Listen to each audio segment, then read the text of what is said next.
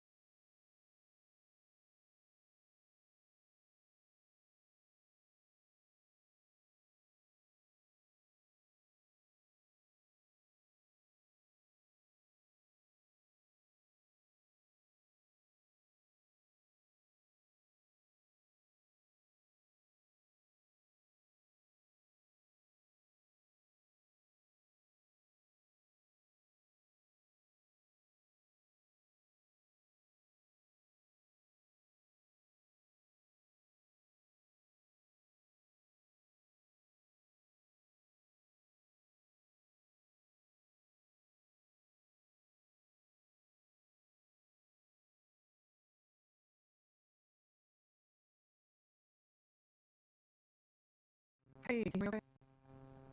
It's good to see you again.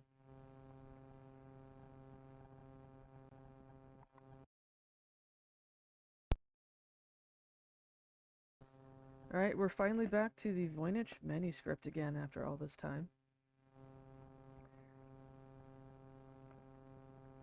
I just decided to go back to the Tertius ordinal, the third ordinal pagination, and just started that tonight for the first time since the beginning of March.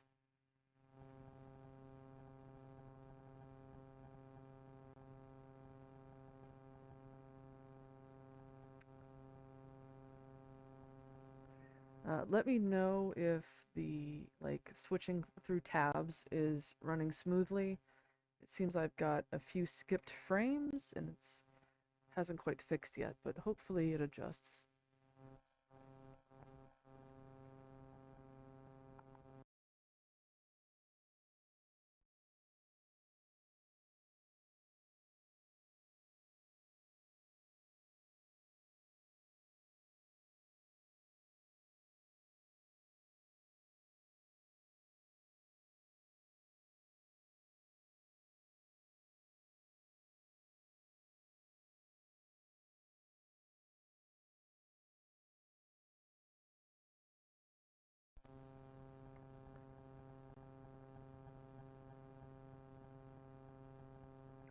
Alright, I'm actually going to be on TikTok at the same time, so if you're confused as to why I'm making certain statements, that is why.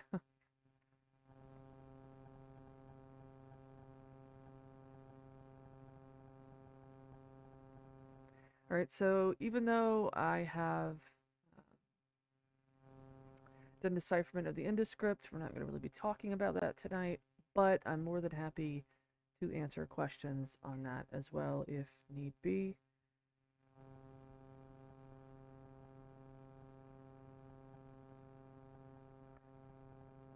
I do apologize, I have a slight cough. Alright, so let's get into it. Oh, I have some great news. Um, there will be an upcoming piece in a very well-to-do, well-known medieval history website about my work. So I'm very excited, and it's going to include an author interview, and I'm just super happy about it.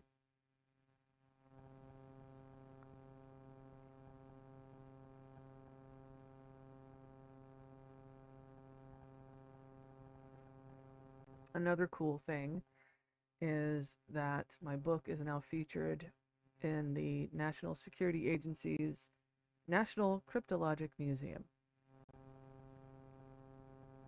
So that that is a huge milestone for me. I'll go ahead and show you the pictures. It's cool. Let me switch over to the other scene. Let's see. Right here. How cool is that? Yeah, it's the really bright one with the wax seal.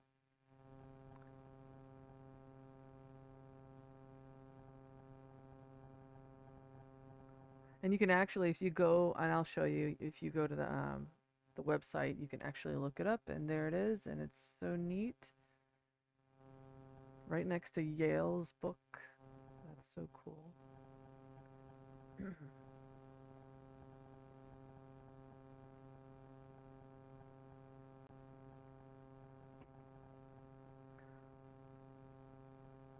Hi, Eidolon. How are you? I'm also on YouTube right now, doing YouTube Live. And uh, we're going to be talking about the Voynich manuscript, all of my research in the Voynich manuscript, of course, which you're fully aware of. Feel free to share the live as well. Um, and just hop on YouTube. I know you guys really can't see what I have up. Um, but yeah, just take a look at my channel at Glyph Publishing. Hi, Dulce Velasquez. Shane, good to see you. We're going to talk about the Voynich manuscript and my research into it. Feel free to hop on YouTube at Glyph Publishing. Hey, Trevor. Thank you, Trevor. Thank you. It really is surreal that my book is there. I, it's just completely amazing to me. It was just a good surreal moment.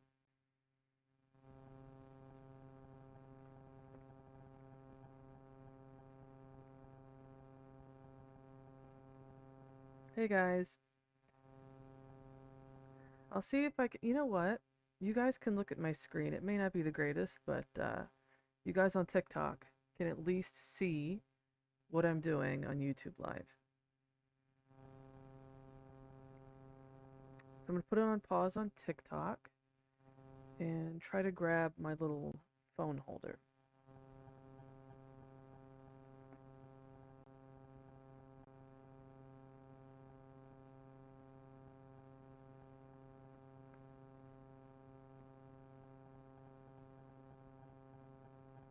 Okay. Yeah, Trevor, it's I just wow. And then I did such a good job on the actual book cover and everything. Uh Super proud of it. I did all of it myself. I actually was going to buy or not buy, Lord have mercy. Pay someone else to do that. And it was a professional service and I was just unhappy, completely unhappy with how that turned out. Yeah. So I was like, you know what? As they say, if you want it done right, do it yourself. And so I did. And I mean, came out so much better than the first edition. So can't really complain at all.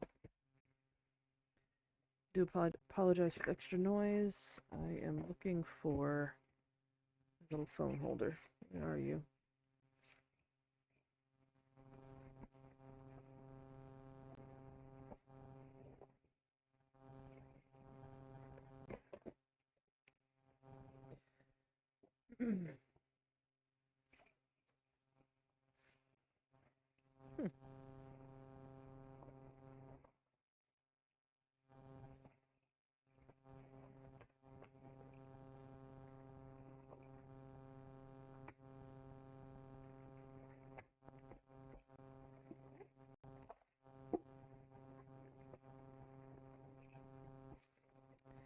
And that is why I don't leave the bag open very often. All right. That will not be in the cards this evening, but that's okay. Completely fine.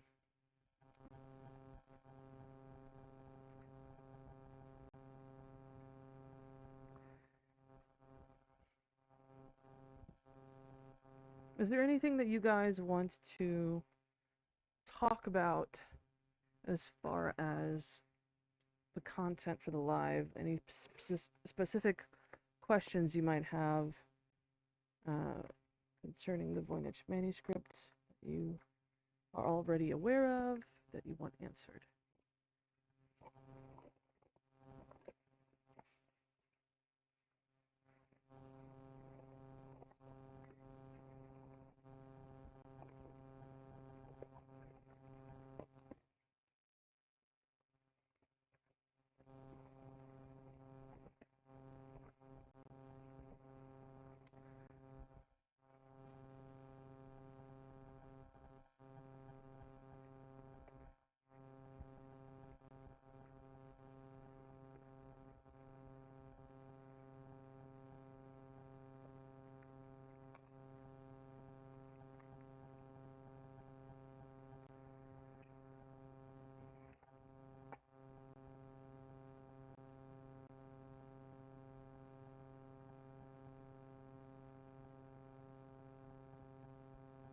Many layers of this is hard to fathom.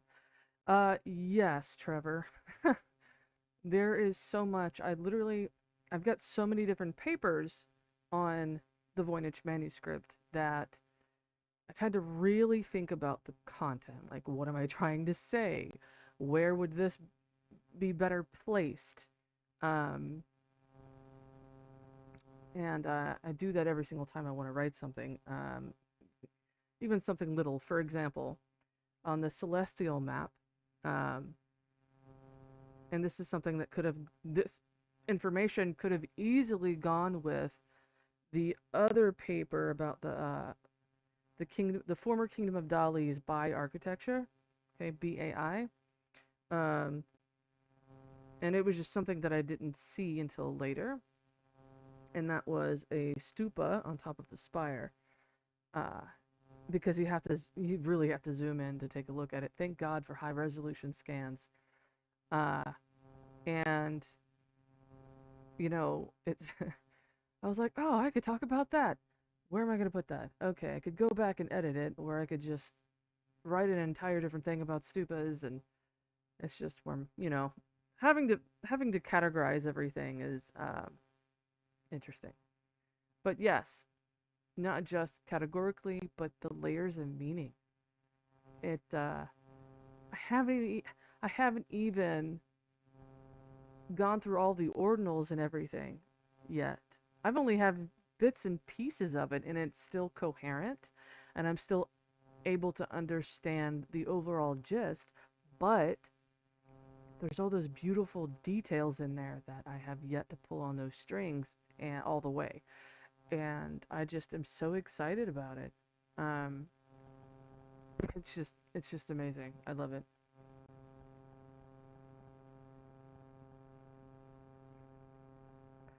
Hey, Tattoo Media. So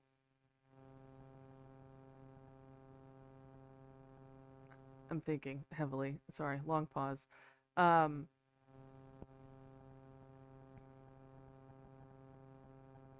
I'm not in any rush to complete everything. Like, I want to see it completed because it needs to be. It deserves that, you know. Uh, the author who wrote the Voynich manuscript deserves to be heard, right? Putting all this effort, this mental effort into something like this. Uh, oof, I mean, I can see why people thought it was Leonardo da Vinci that wrote it. I can see the appeal in that because that's the easy thing to do, and because he's such an intelligent person.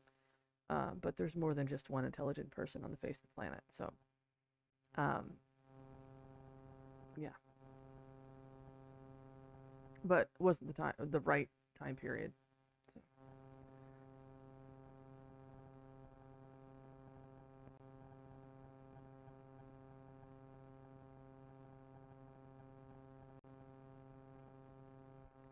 But there are still little things that are really big things um, that I have seen. Um, for example, the word curatorium, right? That's being used. Um, it's spelled with a C, but in Swiss German and Germanic uh, medieval scholarship, uh, that's where the word curatorium actually comes from, is within Germanic circles, and that's spelled with a K. Um, so it became a loan word, and that's another reason how I know that the author is Swiss German. I mean, just there's more than just one thing that ties everything in together. It's just a multitude of things converging into one point where it could only be that one thing. Um, for example, the Swiss German origin of the Voynich manuscript, and that is you have the word curatorium, okay?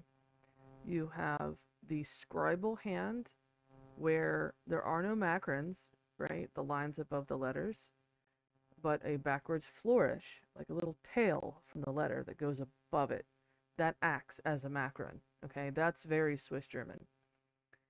Just the style of hand or handwriting is Swiss German current, Kurrent, okay? And then also um, you have on the very last passage, it says cum Welsh, okay? Cum Welsh. But it's not spelled the same as you would typically see it, Welsch. It's spelled in a Swiss Alemannic way. So that is Veilsch, Veilsch, right?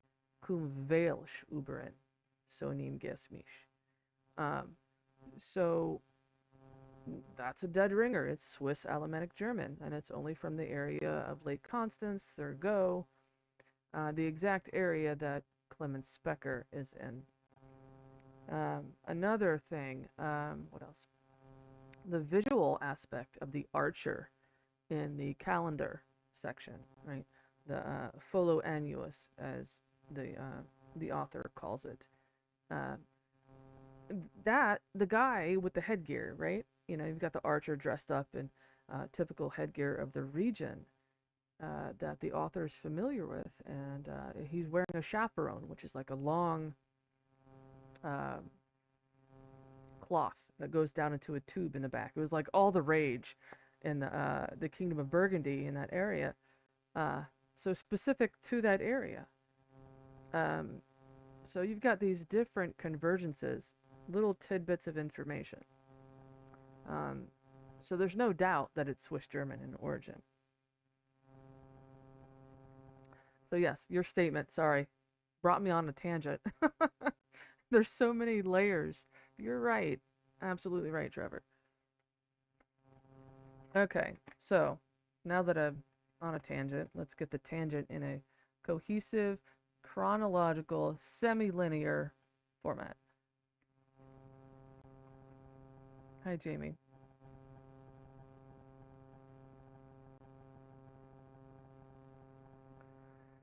Okay, so here is, oh, let me go back to main. Here we go. Here is the celestial map. Everybody loves the celestial map. Okay, this is the first page. Here's the invocation line right here.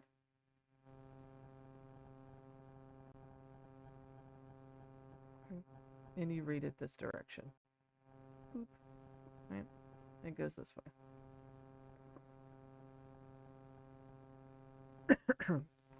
And the celestial map is actually called the Folio Astrologicos, the page of the astrologicals. Okay. And this is paired, the astrologicals are paired with the Pleiades, the seven sisters, the stars that we're all familiar with. It's paired with that. So both the Pleiades is the soror of the Folio Astrologicos. Likewise, the Astrologicos are the soror of the Pleiades, the sororis.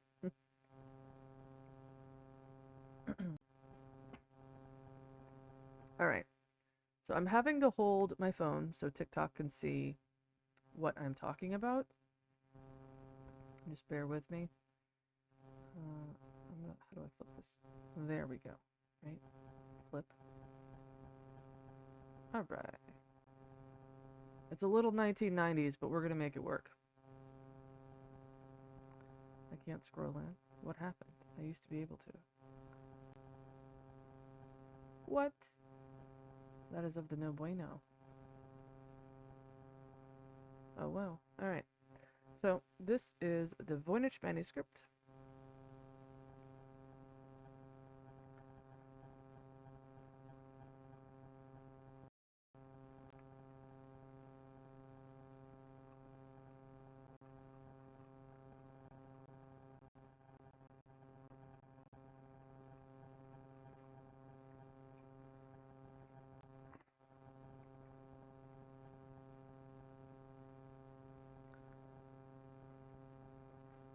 And this is Folio 1R, which we will read in just a minute. But I wanted to show you a little snippets of information here where I determined how I figured out that Clemens Specker is the best candidate as the author of the Voynich manuscript. These are a lot of manuscripts with unknown hands. Some of them, they'll have multiple scribes with different hands, right? Not these hands, but handwriting, right?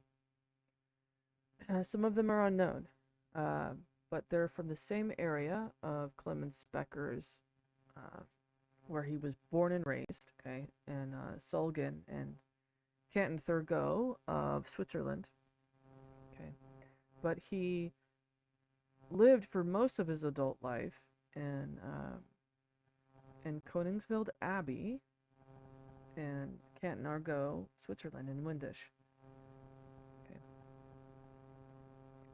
And he is only known to have written one work, and that is the Chronicles of the 95 Rulers, and that was commissioned by the Habsburg dynasty.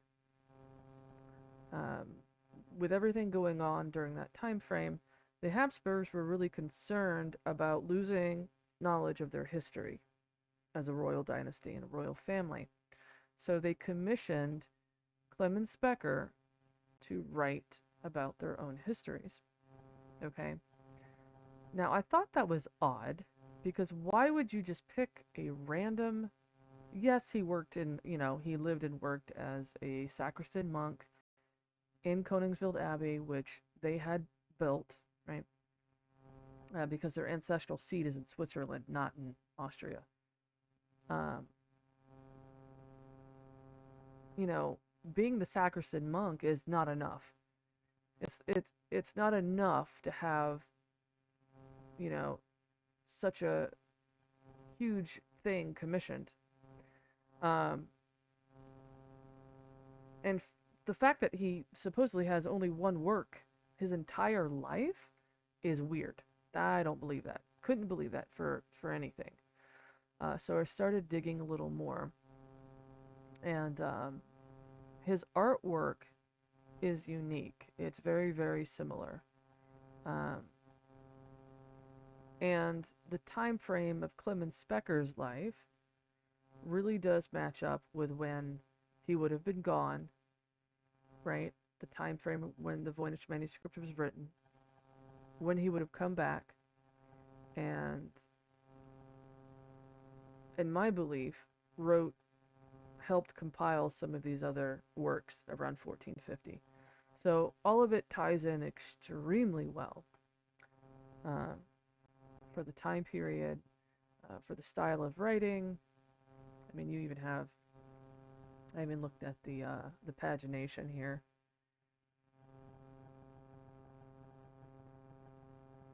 And this is the normal pagination, the Voynich manuscript, 1, 2, 3, 4, 5, 6, right? But there's also what I call ordinal pagination. For example, okay, you have the regular pagination, which will be up in the right-hand corner, okay? But if you look at, here we have the olive tree.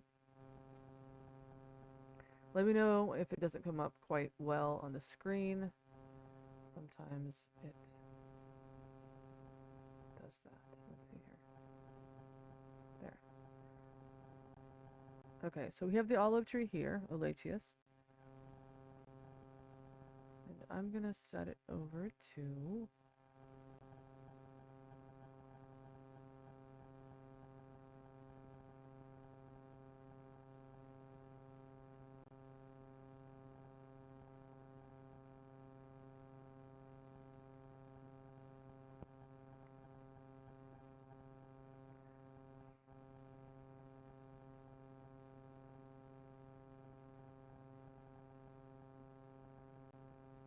here we go. All right. This is Morning Widow. It's an East African flower. But down in the corner here is the word primus. This is a P with a arched macaron, M, and then a 9 or a con symbol. But on the end of words, it's a vowel plus S. So M-U-S, primus. It is the first ordinal. So all of these pages over here belong to primus. Okay. Obviously not the introduction page, but So every 14 to 16 pages, we have the ordinal pagination uh, all the way through the curatorium, which is the herbal section. Okay. When you get to the Codex Constellarium Aster, which is the Codex of star constellations,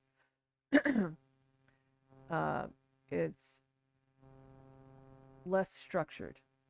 In other words, you could have an ordinal page on one side, a different one on the other. Uh, in the curatorium, it's every 14 to 16 pages, so it's very evenly structured. You're probably wondering why I'm calling it the curatorium and the Codex Constellarium Aster, and that's because it is named that on the first page. Okay. This is the C with a backward flourish, and that's Codex Constellarum Aster. So Codex Constellarum Aster, and then curatorium is this word right here. This is a C. This is a 9 for cur, R, curatorium, and then O, rum, aurum.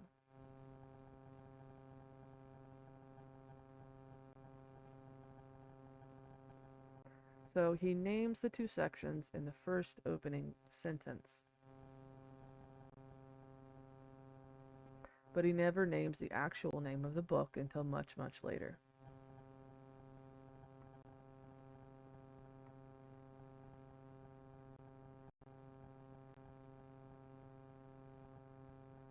You're probably wondering, well, what is the actual name of the Voynich manuscript?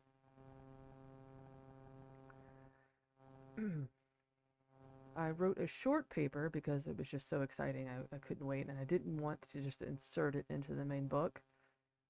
So I wrote another paper. Okay.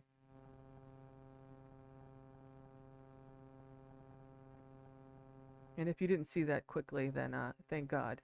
All right, so here are some words, the lexical system. Okay, we've got curatio, curati, curatiorum, electuares, osis. Yes, he uses a suffix as a noun. Smart man, because right, no one would expect that. So he uses just osis or osis as the noun for disease, right? Because that's what it means anyway. Okay, we have aqua and aquas for humor or humors, because in medieval times, the humors were called liquids or waters. He uses one German word, Samen. And before I was like, well, maybe it's just to make the, the quote linguistic cipher more ciphered, right? To more uniform. But now I'm wondering if it's not the first word of the Tibetan version for the mystical seed, right? Which is SA. It's like saw something. So yeah, it's pretty neat. So he uses one German word, Samen, instead of the Latin version. Then we have Isus for Jesus. Okay. We have two different forms of talus. That's really important here. Yes, I'm reading the Romanic version. I'll show you the symbols in a little bit, but there is talus, the Tironian note, for suchness. Okay, then there's talus for thus. Two different versions. Okay? So,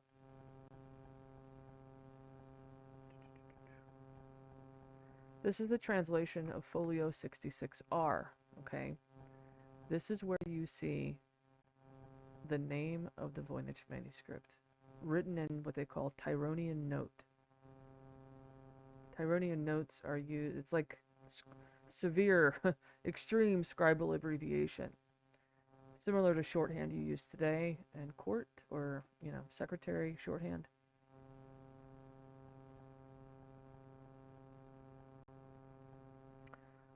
So here is one of the important folios. This is actually a doctrinal folio. It talks about the doctrine of the Voynich manuscript, what it all means. And it's pretty straightforward. Here we have marginalia sentences. Some are separated horizontally, this other one is vertical. Even though they're both technically vertical, but you know what I mean. This is one word here, one word there, and it's the opposite here. But what I'm going to show you here is the name of the Voynich manuscript. It is special. It's signaling that it's special because it's written in Tironian note, whereas the other text around it is not Tironian note.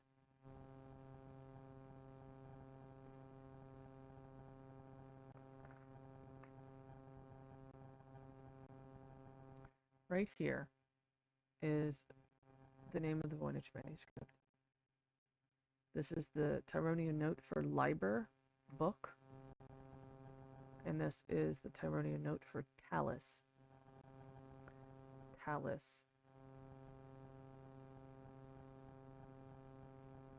Liber talus. Okay? It's literally the book of suchness. And suchness is a Buddhist concept. You're probably wondering, like, wait, what a minute. Wait. How did we go from a medieval European book to something about Buddhism?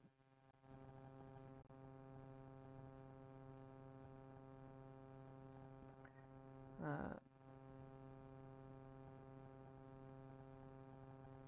going to show you.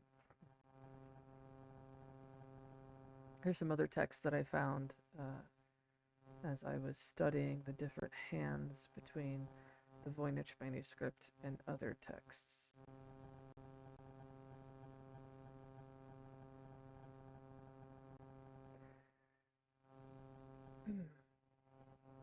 All right, so before I jump entirely ahead, let's actually read Folio 1R.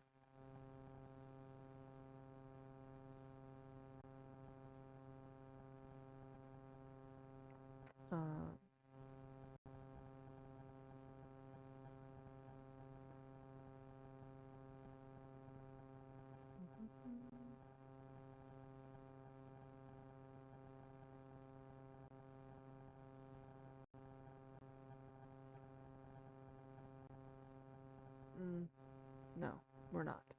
We're going to go to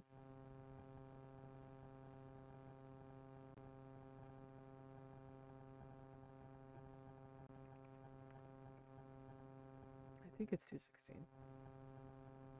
I think. I should know. It is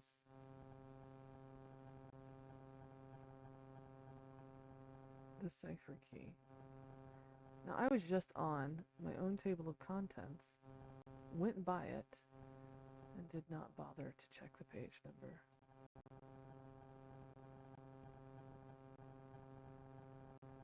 ADHD. Alright. Bear with me. Bear with me.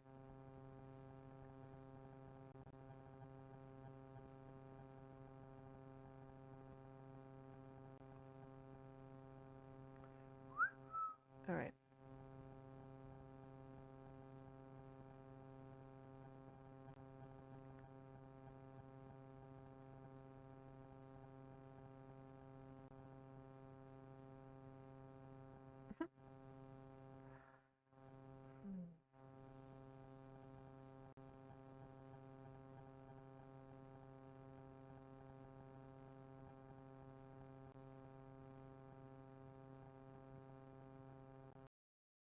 They would like to search the PDF, but it's always a pain because it never does it fast enough.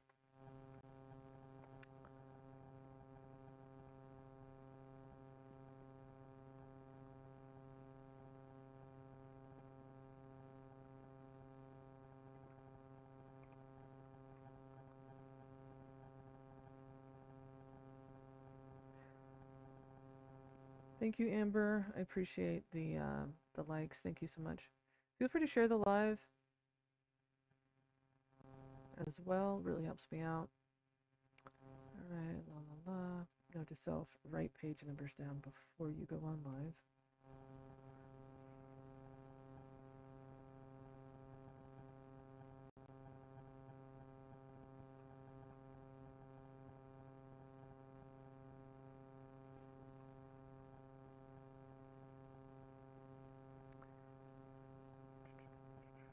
Okay, so while I figure that out, here's some taxonomy.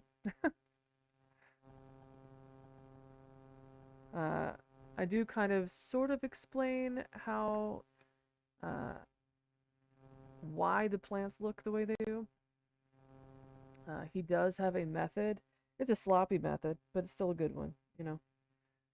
Uh, it's still consistent um, with how he's describing the plants that you're looking at. I mean, think about it. He had very little time because he was there in person, right? He had very little time to depict these plants. So he had to create some sort of method to quickly draw them.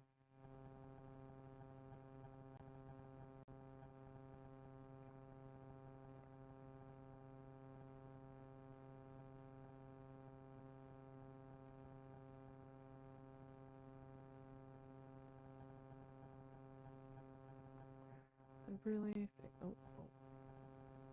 And once I get to the page, you guys, you're just going to be like, remember the page number, right?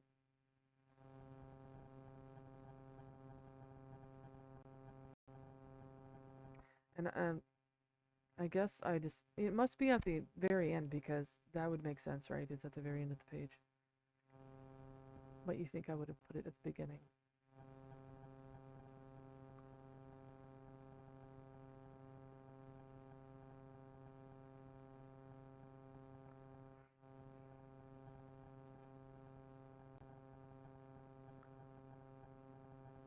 Gosh, you guys, you've read so fast. We're already on 248.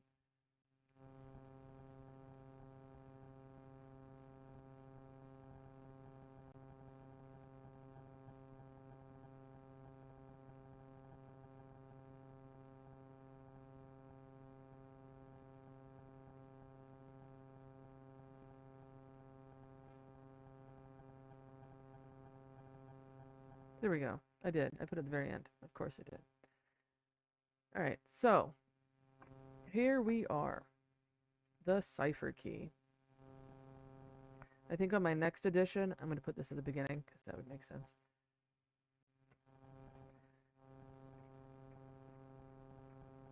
Okay, so the cipher key is on 116V, which is this right here. Okay, but I'm going to be nice and pull it up over here. And no, I won't take as long.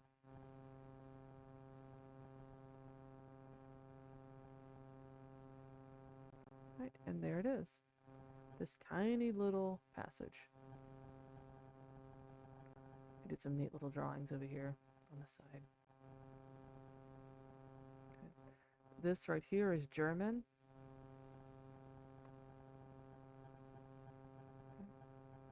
It says Vox, Leben, Vinen, Vinifer.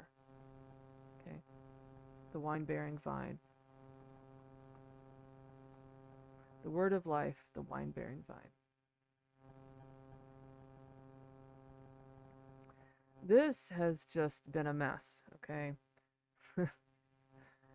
Right here, this phrase is Michiton Ola de Bas, right? Some people have even said Sabad. Michiton Ola Sabas. That doesn't make sense at all.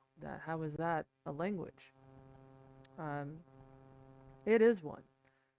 It's just Latin. It's just highly abbreviated Latin and a little bit of misidentification thrown in there. So right here is what has been catching everybody. This is not an A. Okay, this is not an A. In fact, he puts a dot right here. So there's only one letter that has a dot, and that's an I. So this is an E, because if you look really close, you can see slightly where the pen moved. Right here, and there's a little divot. He does the same thing here where he pauses. If you look, you have to look extremely closely. I have other images where I can scroll in all the way, so you can see it better, but he does the same thing here, and the same thing here. And in medieval Latin hand, an I looks like this. If I'm covering it up with I'm covering up the E with the cursor. So an I would look like that. And there's the E on the other side. Same goes here. There's the I, but he actually put the dot. There's an E. Okay, so it's one fell swoop, EI. Okay, so now it's not Ola de Bas, but this is actually an A right here, you guys. This is an A. Okay, it's Olii Dei Bas. So we have Michi tone, Olii Dei Bas.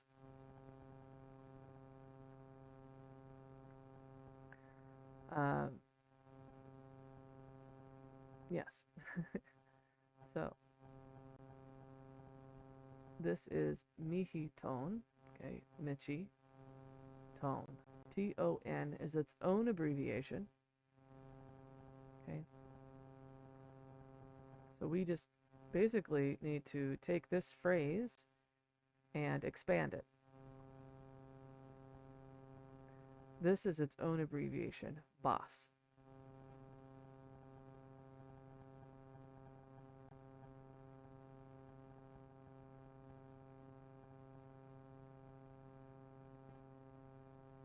Okay. A whole lot of other stuff, but here's some German, right? Welch Uberen. And then so neem ges mich. So he mixes abbreviated Latin, okay, with German, and also the Voynich manuscript abbreviation system. So he's literally telling you what languages to look for.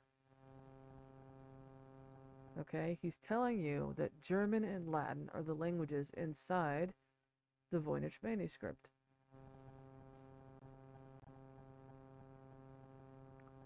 All right, so now we're going to read what it says in English. Well, and Latin. That's the whole thing. All right, so here it is right here. Okay, Michi Totians. Remember we said TON is abbreviated? TON is an abbreviation for Totians. Michi Totians Olii Dei Beatus. Bas, B-A-S, is short for Beatus. Dei Beatus numen licet quatuor talis tenior tenere naturalis ordinari triplicis mixtura simplex mei rexit meo rexit enim habitent mei rei enim aster ordinat curati cum Welch uberen so neem ges mich. Okay, and in English that means, I have myself so often been blessed by the oil of God, the divine power permits the four, meaning the four humors. Such am I held to keep the natural order, a simple mixture of threefold, referencing the oil, the stars, and the plants used to create the electuaries.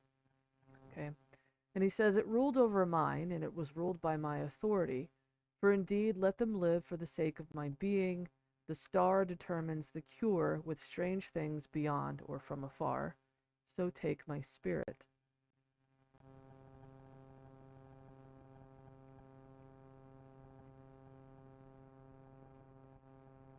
So this is extremely straightforward. Okay. He's asking that his patients be cured for his sake. Okay. He's saying that um, he's required, right, to keep the natural order using these mixtures, um, and that divine power from God permits the four humors. Okay. But what's extremely interesting is the very last sentence. Okay. Let's see if I can scroll in a little bit. There we go. The very last sentence. Gosh, why are we so blurry? Okay. Right there. The star determines the cure with strange things beyond or from afar. So we already know that the author is Swiss German. Okay. So what would be strange things from afar or beyond to a medieval European monk? Because the New World wasn't known during the early 1400s. And the only answer to that is the Far East.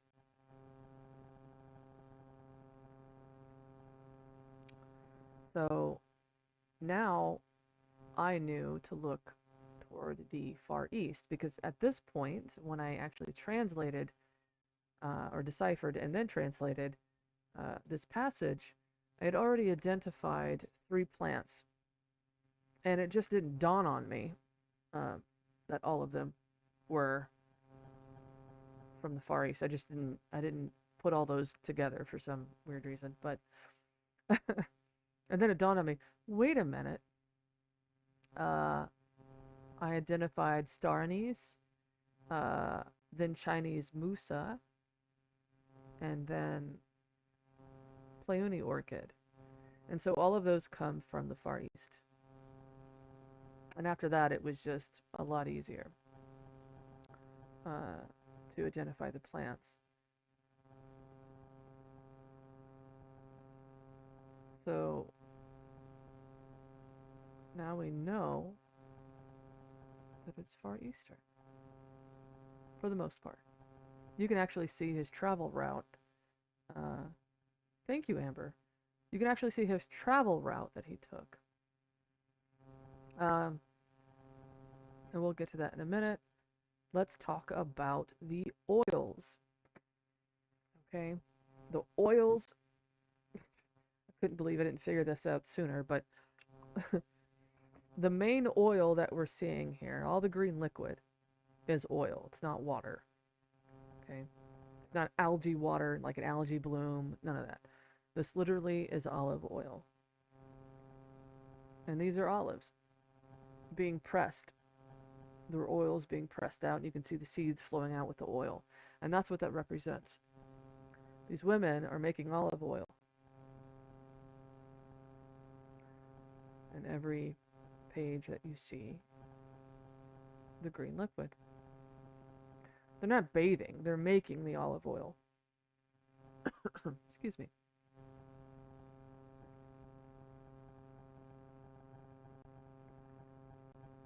Okay, and here we have the olive tree. And this is the only image of an olive tree on any medieval manuscript that I could find that has the orange-red opposing leaves. And, well, if I could scroll in, you'd be able to see it. The 3 white rounded petals of the flowers. And it matches that. Okay. What I figured out, what I determined over time, was that he likes to draw. Why are we not scrolling? There we go. Okay. He likes to draw or depict or paint, whatever you want to call it, the seeds in a particular way.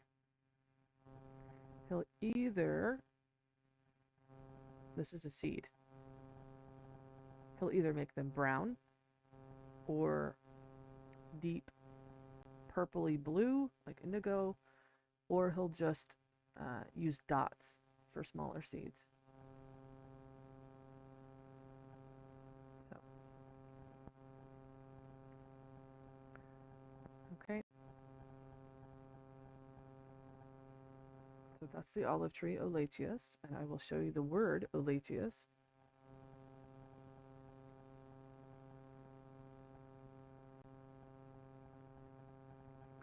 On this page. Let's see if I can find it quickly.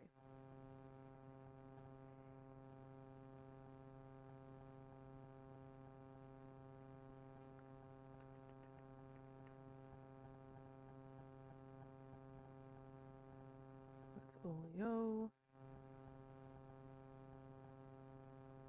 And we'll find it.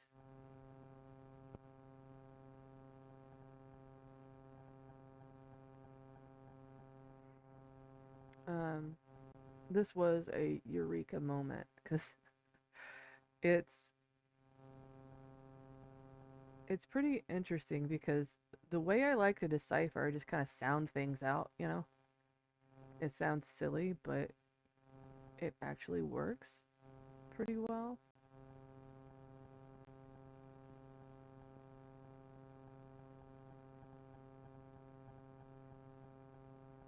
Oh, I'm looking on the wrong page because it talks about it on this one, the one before it.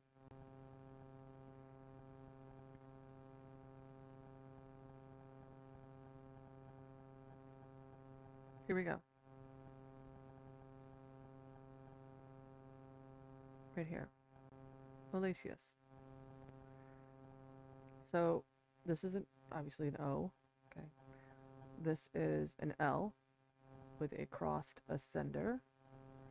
A crossed ascender is just basically a line at the top part of the letter.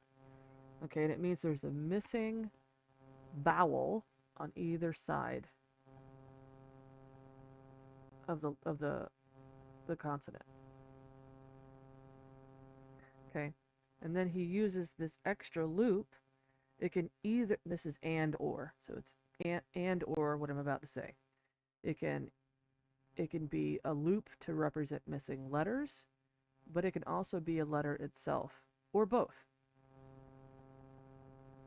Okay, so the second portion can be that. This is a C, this is an E, and then the 9 represents a vowel plus S. Okay, so this is Olacheus, C-E-A-S, Olacheus. Now, you're going to love this. This is why the Voynich manuscript is so confusing. It even drove me nuts. Like, oof. Okay, so we have the word Olacheus. Okay, seems pretty straightforward that this is what this word is. However, context is key. This can also be, I'll use the cursor because I've got YouTube running at the same time. All right. This can, Olacheus can also be an O, which represents hoc, hic, hunc, hic, right? He only uses an O for that. So in medieval Latin, you drop the H's. You always drop the initial H. You don't have to use it. So that's what he does for hoc, and he only uses the O to represent all of them. Okay. You're just supposed to know what it is depending on what word comes next. So this could be hoc, right? Laboro essentius. E-E-A-S, right? It can also be olei essentius. But the context does not call for that. So I literally have to, this is you have to do this by hand. There's no way an AI can do this because you would have to teach it how to read it in order for it to do it. And even still, that would be a monumental task.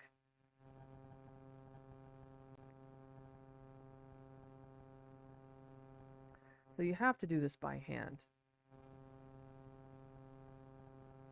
And the only way to figure out what it is through the context of the surrounding words. For example, here's another one. This is cuius. C-U-I-U-S. Okay? If you separate them, it is cuicum. Right? But for the most part, 100% of the time, this is cuius only. Oh, here's a great example of a dropped H word. Right here, OR9 for oras, O-R-A-S.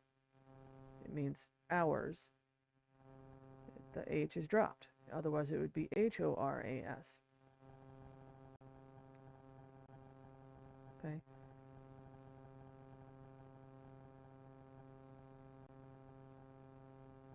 Here it is again.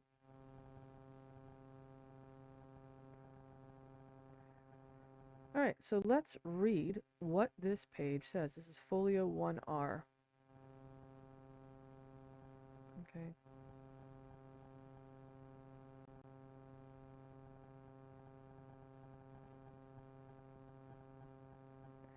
I'll go and kind of describe, there are kind of hidden B's. These are B's in some words, not all. He doesn't connect them at the bottom on purpose because he's trying to make it, visually ciphered. Here's this is the word electuaris. Okay, we have an E. You have to remember, in medieval period, when you're writing something, and this is why we have this. Second.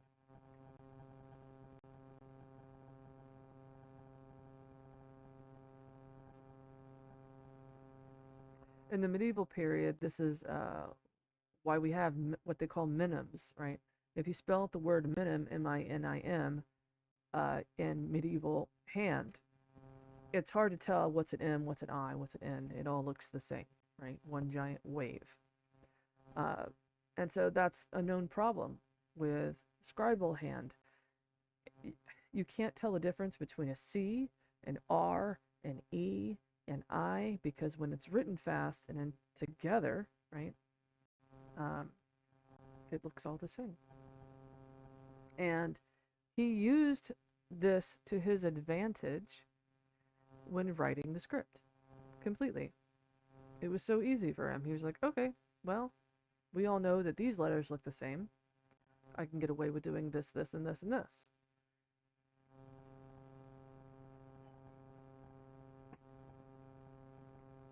All right, so this is electuaris. Remember how I said we have a cross descender? Okay, this loop, the second loop, okay, not the first, the second loop can be a letter, but also and or the loop that represents missing letters. Okay, so we have EL, the L is crossed, okay. Then we have the loop. In this word, in this glyph, okay, the second loop represents the missing letters. Okay. Oh, so it says electuaris. This is an R. Okay. Electuaris. This is an IS. The 9 here represents an IS. So electuaris. Okay. Here we have contritus samen. Here's the German word, the one German word that exists in the entire manuscript. Samen. He does not use macrons, which are the straight lines above letters, okay, to represent missing letters, usually EN or EM. He instead uses the Swiss German convention of just doing a backwards flourish. It serves the same purpose. So here we have contritus samen. It means to crush or pulverize the seeds. And I'm going to show you my beautiful resource that I cited quite often.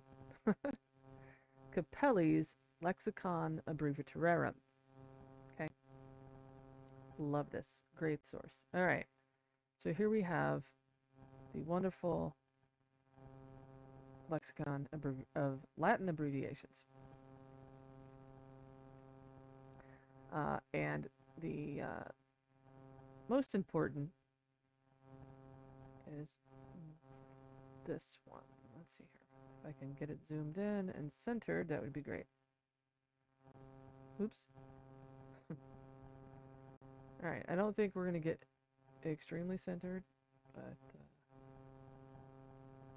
all right. Here it is. 9. Oh, thank you. Thank you so much, Amber. Hanging lights, awesome. All right, 9 TT9. Contritus. It's a pharmacological term used often because in medieval period, your medicine was plants, right? So you had to crush the seeds to make them. 9TT9, right there.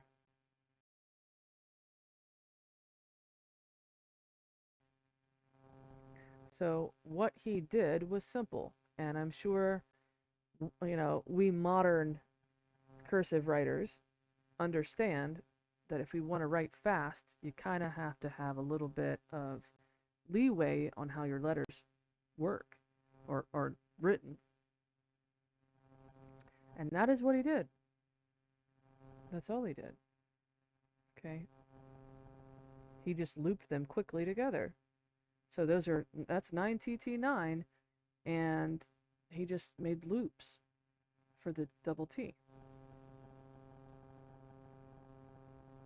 So 9TT9, samen. Crush the seeds. And that is a phrase often seen in the Voynich manuscript.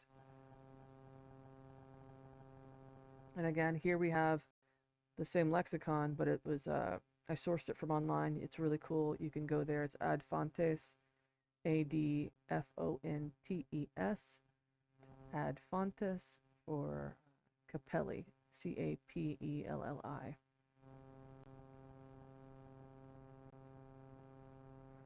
This is where it starts to get difficult. Okay. I actually have the wrong picture up here. Yes, I know. I need to make another edit of my book. I have the wrong picture. That's actually Folio Ostendent, but we'll get to that later. Okay, so here we have the letter F, okay, but it's also an RT, okay, R is here, it's a long R, and then a T. So it's F and RT. But it's also an S. A long S, right? So we have an R and a long S. And yes, they are written both those ways in manuscripts. So, I knew I was definitely on the right track because I found quatuor on the very last page. Not the passage we were talking about earlier, not the cipher key passage, but the actual one with the Voynich abbreviations, the very last passage there. This is quatuor. Okay. And I know that because this is quatuor. Right there. Quatuor is the same sign. He just doesn't superscript it. He pulls it down on the main line. Quatuor, quatuor,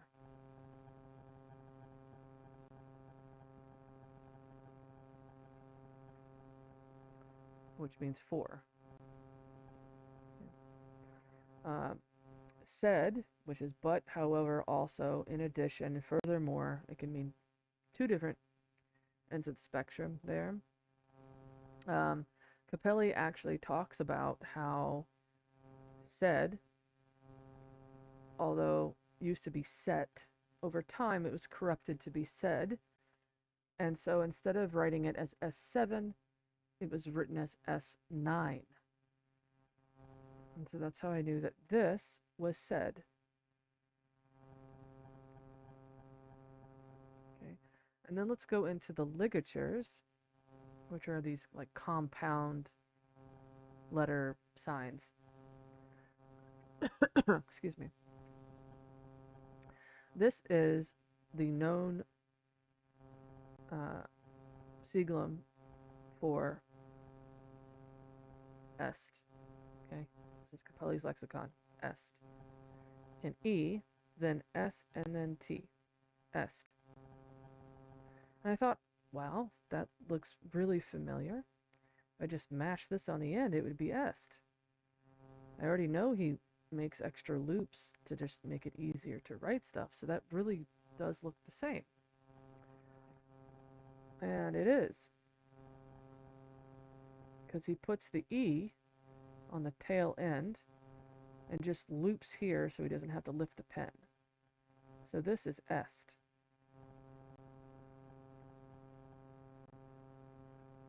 Okay. This is a ligature that has an S here. This is solus, by the way, solus. This one's an O on the end. It's fully enclosed.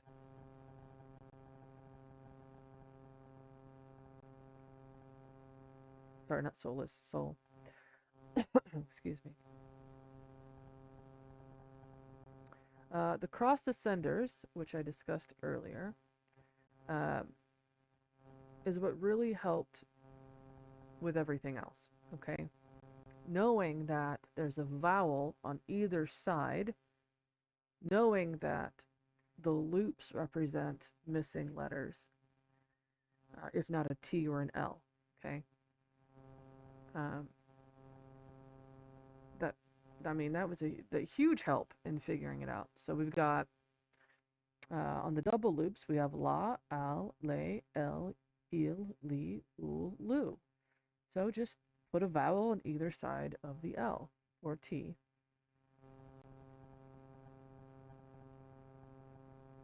Okay, I also used Martin's record interpreter to determine word choice. It was helpful, but Capelli's lexicon was more helpful because it was written in an actual hand, not typed out. But at least helped with definitions. All right, so here we have Tyronian notes. And I actually had to teach myself how to I keep using the word determine, you guys, simply because the Voynich manuscript uses ordinat and determine all the time. So I say it a lot. So I just cracked open another book. Let's go to my favorites on archive.org.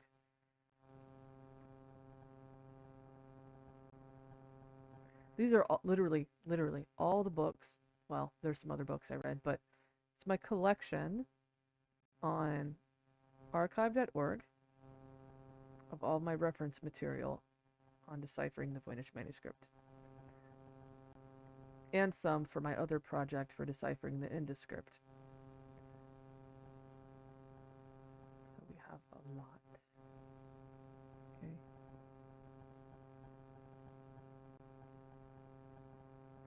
Lots of books.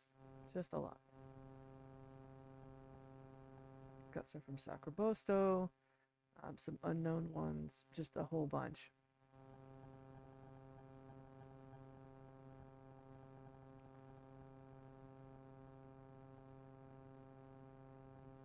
Okay, so here is my first, the Lexicon Abreviturarum. Then here is the commentary.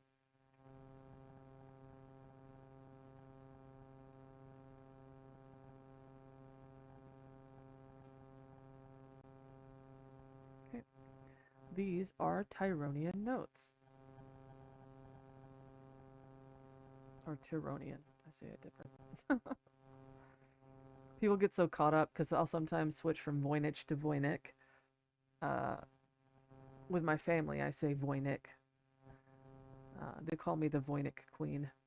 It's cute. Um, so these are Tyronian notes.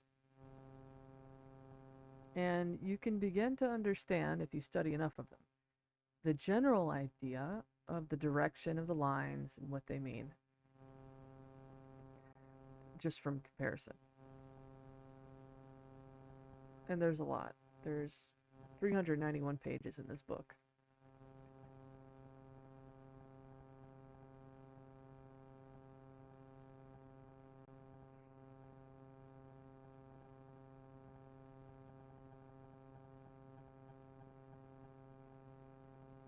So I know it seems like gook, but you're more than welcome to like look through it. It's called this commentary. There you go. Commentary Notera Tyronianarum. I can't pronounce that. Tyronianarum, and then blase blase blah. And this is when it was written by Wilhelm Schmitz. It might be easier just to type this in.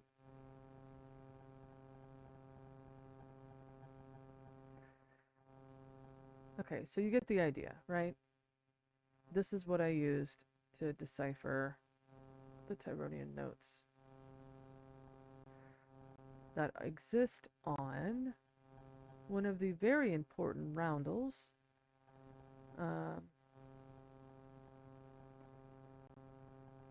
In the Codex Consularium Auster section.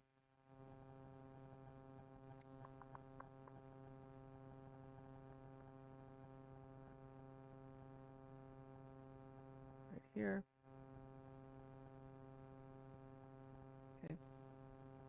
Okay. This is a rota or a wheel. Okay. In the manuscript, it's called a rota, a wheel, not a roundel. That would be a European convention, and of course, the content of the Voynich manuscript is not entirely European. So,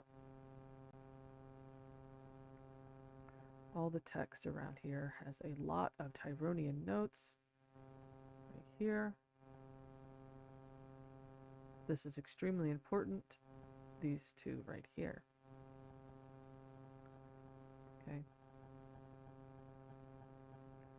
This is an L and then an X.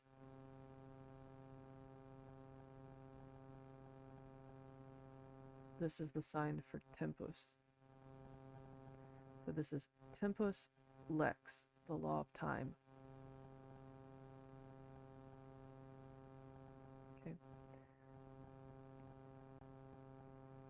Okay, so here we have, these are all the ones from that page. This is Preus, leader go forward, Liber, book, tempus, time or season, potens, power, ad hoc or ab his for these of these, septus, 7, talus, such, tale, such. Okay.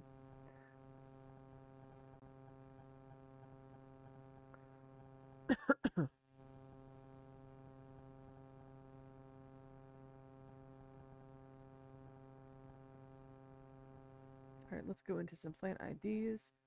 I'll try to go through these quickly because this will take a lot of time. Remember how I said that the majority of these plants are from the Far East, right?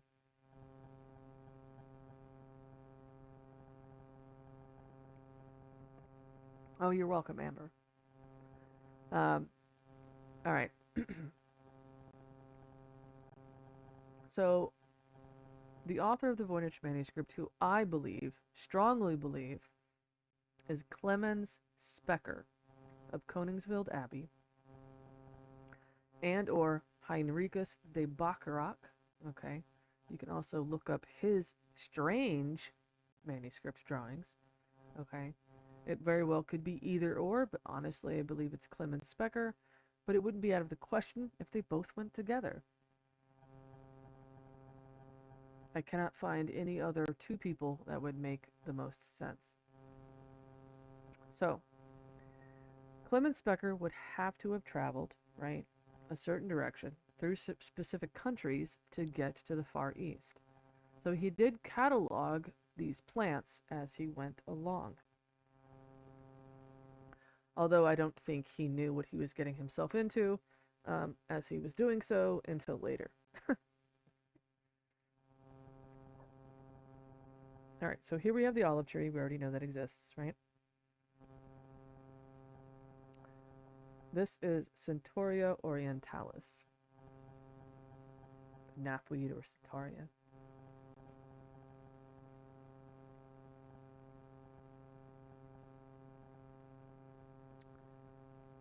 This is Lotus, Nelumbo nucifera. Okay, you can even see the detail he put into the roots.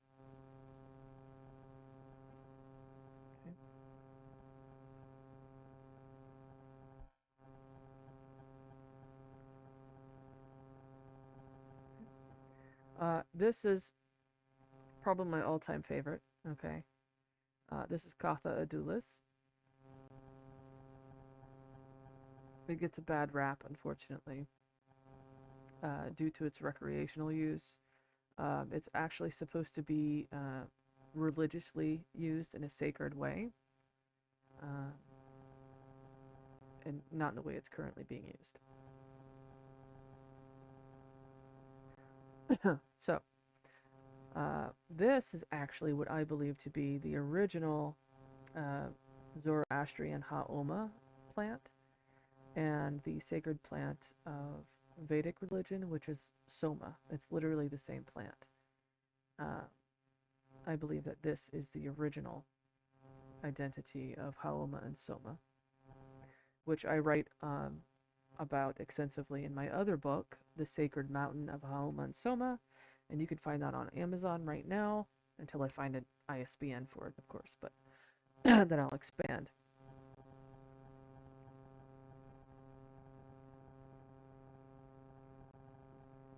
And in that book, I also describe the original Sarasvati River, the location of that,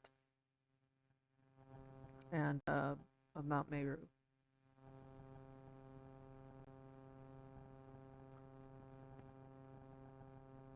Or Hara Berizati.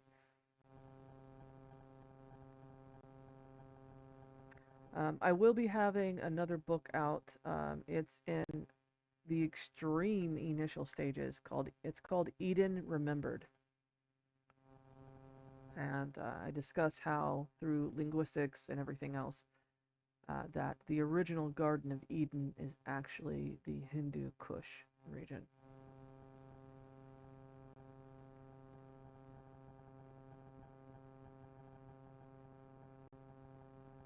All right, let's move forward. Oh, and also, Amber, if you're interested, I also, since it's related to this, I deciphered the Indus Valley Civilization script, shortened for Indus script. That book is also on Amazon.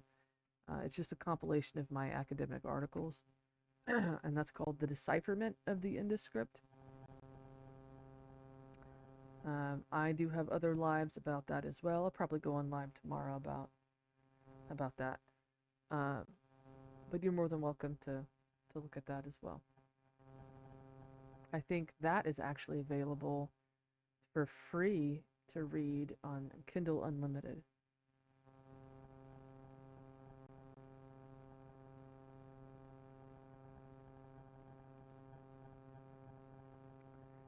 Um, uh, yeah, and The Sacred Mountain of Home on Soma is also on Kindle Unlimited right now as well.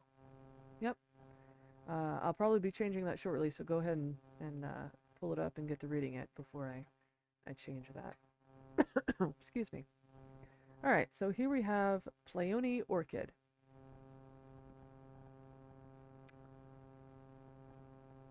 That was the one of the three that I first identified. This is Selene vulgaris, bladder campion. Oh, you're very welcome. This is bladder campion, Selene vulgaris. This is Nigella sativa, black cumin.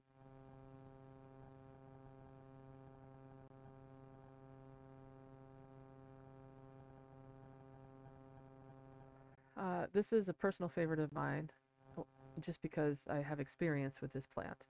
Or I should say tree. This is a mango tree.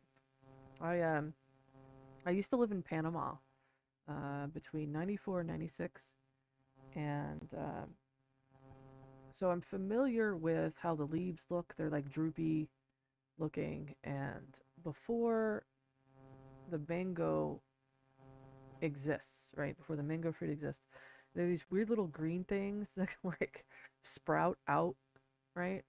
Apparently they're called pinnacles. Didn't know that until this, but that's what they're called. And that's what these are right here. These are not sepals. These are pinnacles. And this is the fruit seed, which he's trying to convey is here. But this is simply Mangifera indica. Okay, mango tree in India. Okay. This is Mentha spicata, just mint, wild mint. This is an interesting one, Himalayan balsam. Okay, in fact, I have a video on YouTube, U of the Tube.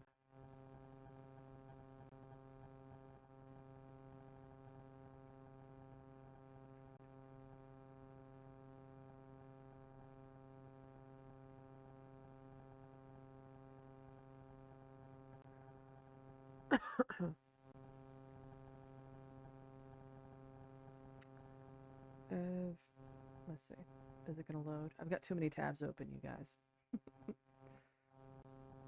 All right. This is my YouTube channel, Glyph Publishing. For those on YouTube right now that are seeing my live, of course you are on this. But for my TikTok viewers, this is my my channel on YouTube. Okay, we're gonna go to the shorts.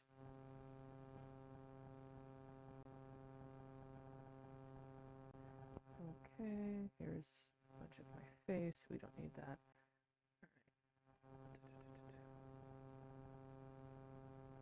There we go. Himalayan balsam. All right.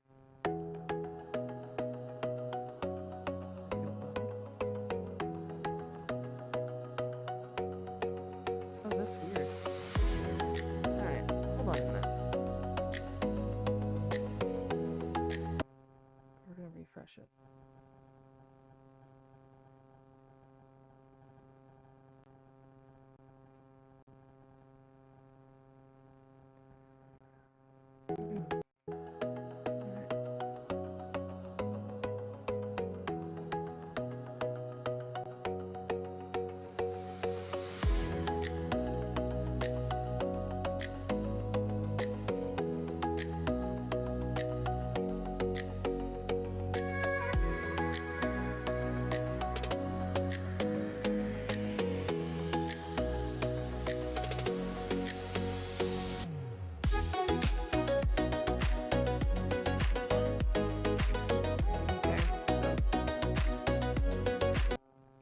There are other photos of roots where you could actually see the this here, okay?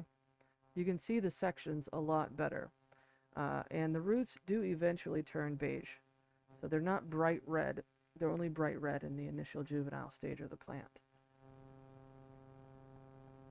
So what he does here is he's cutting off the tops of the pods to show the inside. And he does this frequently throughout the Voynich manuscript, right? He wants to show what's on the inside. So he'll lop the top off, and that's what makes it kind of difficult to figure out what it is until you realize that's what he's doing.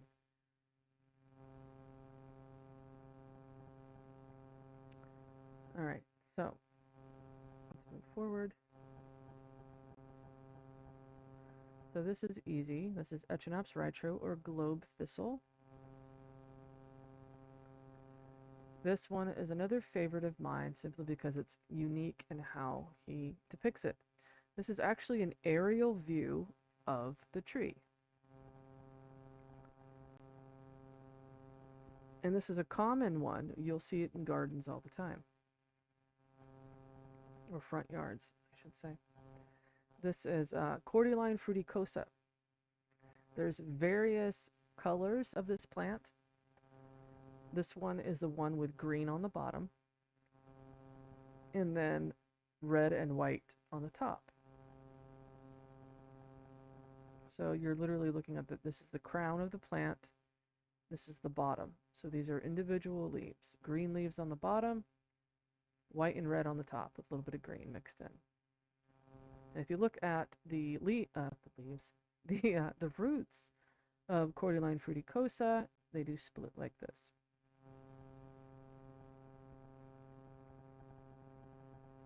This is Gaultheria trichophylla or wintergreen. This is ivy, but it could also be at the same time Tunaspora. Okay, and there's a reason for that. Medieval scribes, medieval herbalists, okay, would often conflate closely related species, especially if they had the same function. And it's not an accident. I used to think it was an accident, but it's actually on purpose. So they don't have to draw it again, right? Why draw two different plants when they're so closely related, look so much alike, you mix them together. So that's what's going on with this. This is Tinospora and Hedera nepalensis. They both do the same thing, and they both look very similar. Okay, they're both for cognitive function.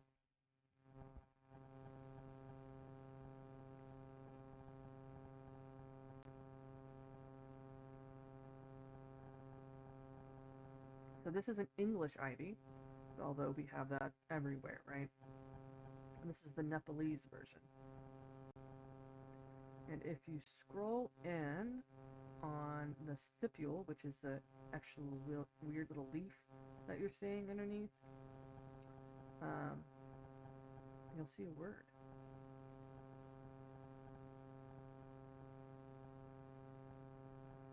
All right.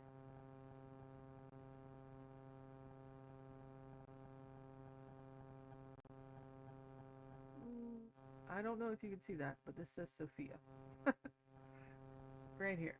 S-O, and this is actually an F. S-O-F-I-A. Sophia. Wisdom, right? And that is literally what this plant does. It gives you mental clarity.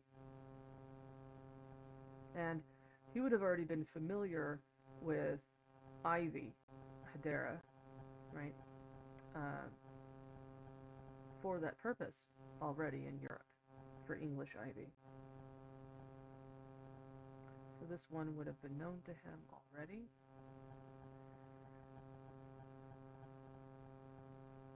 Again, this is the end of the primus ordinal, okay?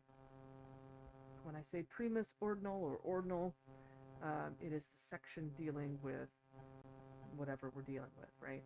But what he does is he writes, you'd think he would write the ordinal number at the beginning of the that specific ordinal section, but he doesn't. He writes it at the very end. So this is the last page of the primus ordinal section. Okay, and this is Mourning Widow. It's an East African plant. And notice that these flowers are not opened yet. So yes, you are able to gauge when he is there, what season he's in, when he's at these places.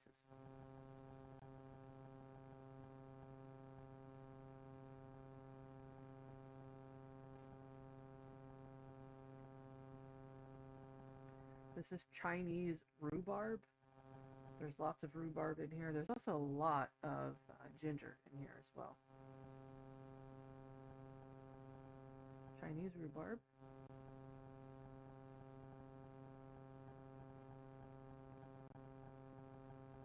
This is viola or pansy.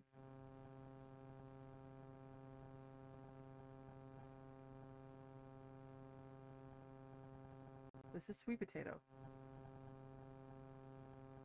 I know it doesn't look like it on the flower, okay? But if you pull up pictures of sweet potato flower, all you have to do is just imagine a line, right? And connect them. And it literally equals the same amount on a flower. And you can actually match. This is actually a conflation of two different species, okay? Because on this one, he does this bulb thing, right? Which is on the other species, but so he conflates them together. And I'll show you what I mean.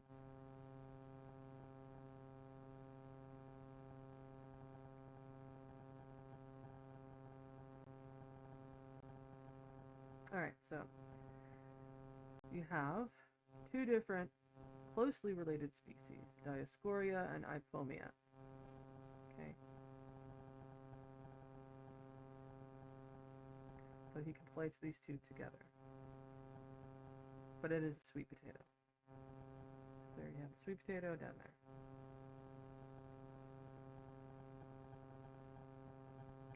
This is Emperor's Crepe Myrtle. It's locally called Banaba.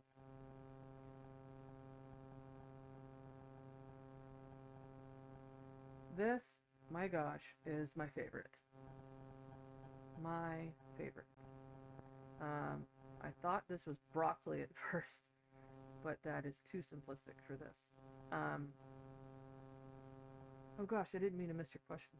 It would make sense for the Habsburgs to search a cure, leaving no potential avenues unexplored. The coded nature of the manuscript suggests a heretical nature at the time to the search.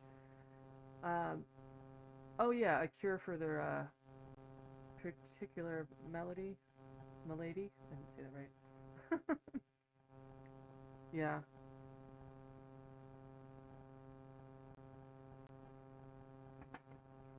Yeah, you're right. I do believe that they commissioned his work entirely to go there.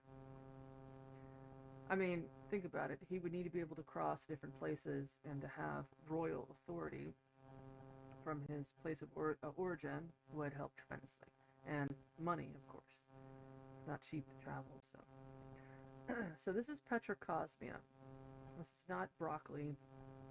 That's Petrocosmia rotundiflora from the Gesneriad family. I'm sorry, I'm not holding the phone correctly. Here we go. Okay. Pay particular attention to these two things here. This and the roots. Okay, these are rhizomes. And this is where you kind of see his taxonomy shine. Right? He's trying to show you through these connections of these leaves that these are clumping colony type plants.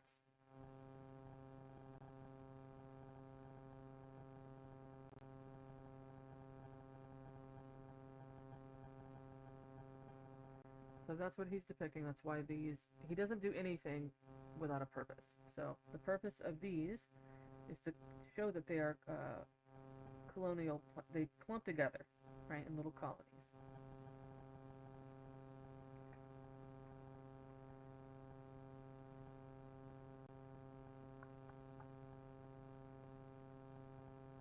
I realized I didn't pull up my Petrocosmian paper.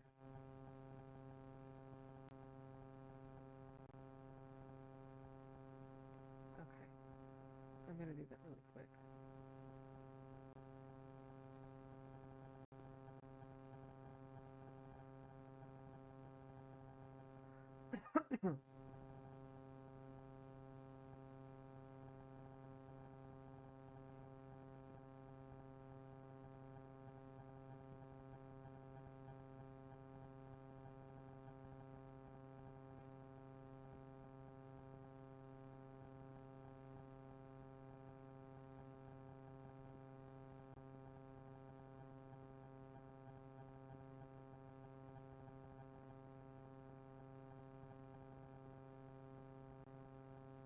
Alright, so this is Petrocosmia. Okay, it's the first time I saw the word cholerasis. I could not find the glyph for cholera anywhere. It was driving me nuts. Until I realized that he was using what I thought initially was electiosis, but it wasn't. It was cholerasis. Alright, so here we have what I thought initially was electiosis, but it is cholerasis.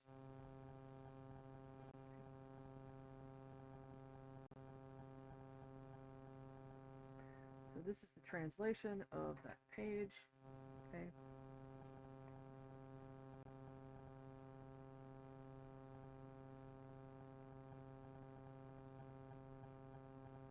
I'll leave that there just for a few minutes. I'm not going to read it out loud. It takes too long.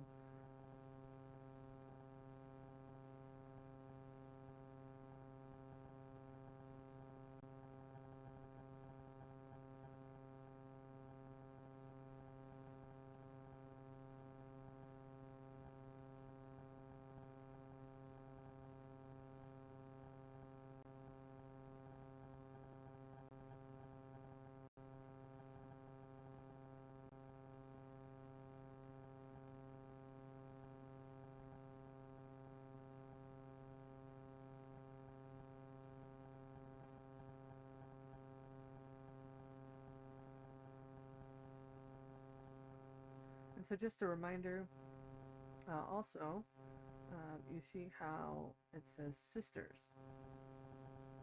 Okay. He uses the analogy of sisterhood to be able to explain the relationship between different objects, or how to pair different things together.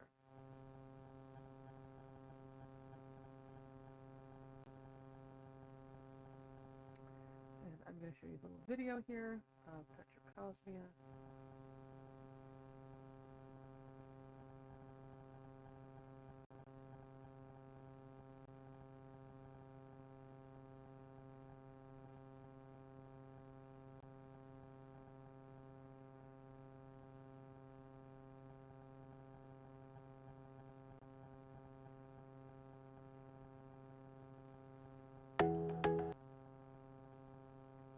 What happened? There we go.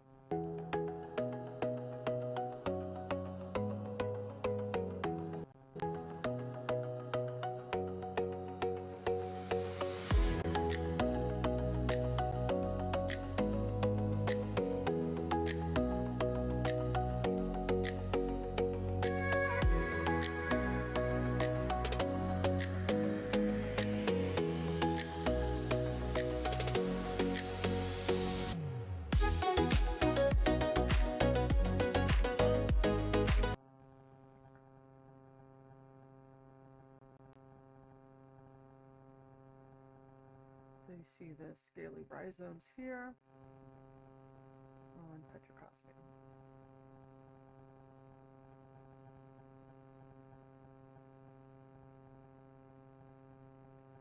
This is purple rhododendron, and rhododendrons are extremely common in Sikkim, India, and they do have an arboretum there devoted to rhododendrons. Excuse me. This is Liquala peltata, variety Sumbawangai, which is a fan palm. Here's another favorite of mine. This is Ceropagia, or parachute flower. Enter the search. Theory. What theory?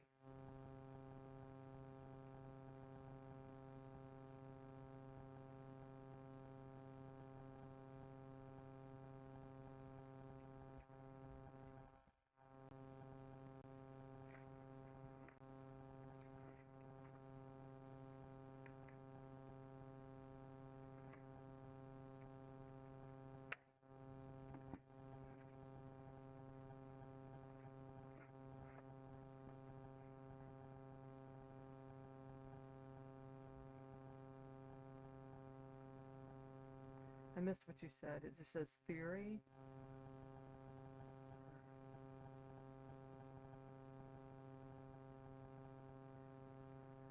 So this is a Ceropagia, a lantern or parachute flower.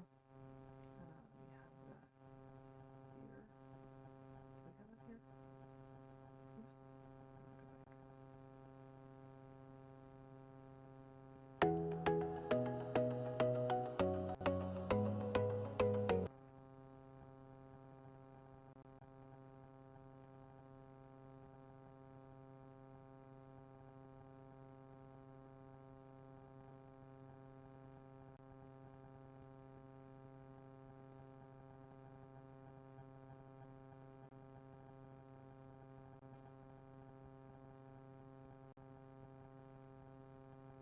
Oops. I thought I had a Ceropagia video.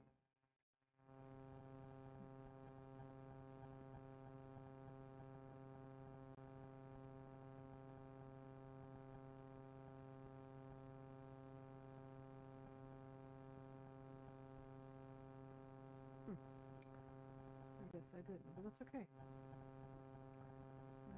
another take.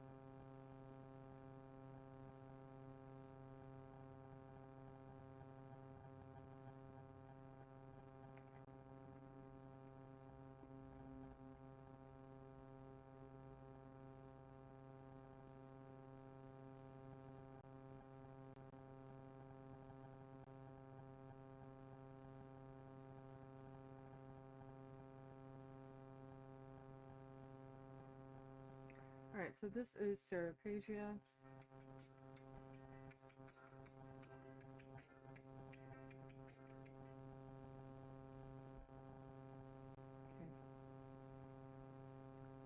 This is what we're seeing on this page here.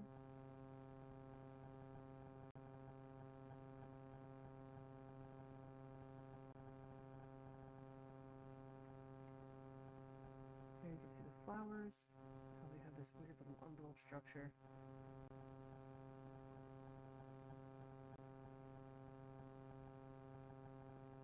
There you can see the notch in the leaves. Here. And here are the roots. Literally the exact same thing that you're seeing here.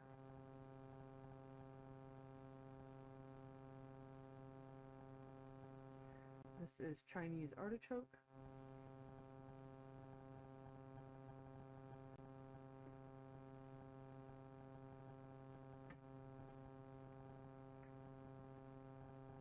This is Leia macrophylla. Himalayan fig. This is the sacred Bodhi tree. Okay, I'm going to end the identifications here and go toward the actual doctrine of the Voynich manuscript. This is a good place to stop this. This is the sacred Bodhi tree. Okay, this is a fig. This is how they're depicted in European manuscripts, and this is also a fig. Okay, here the syconium are flowing out of the fig. These are the drop-tip leaves of the Bodhi tree, which is the sacred tree in Buddhism. Okay, Shakyamuni Buddha or Gautama Buddha reached enlightenment sitting underneath the Bodhi tree.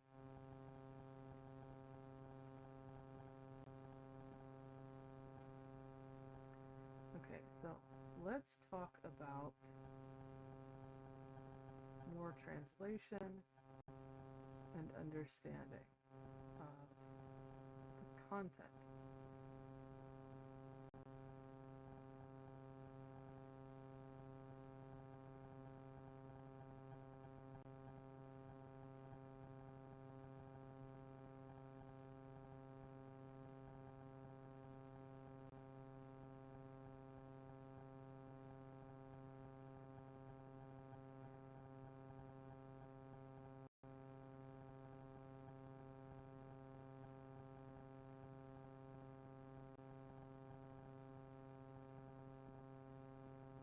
Alright, so here we have the different oils involved.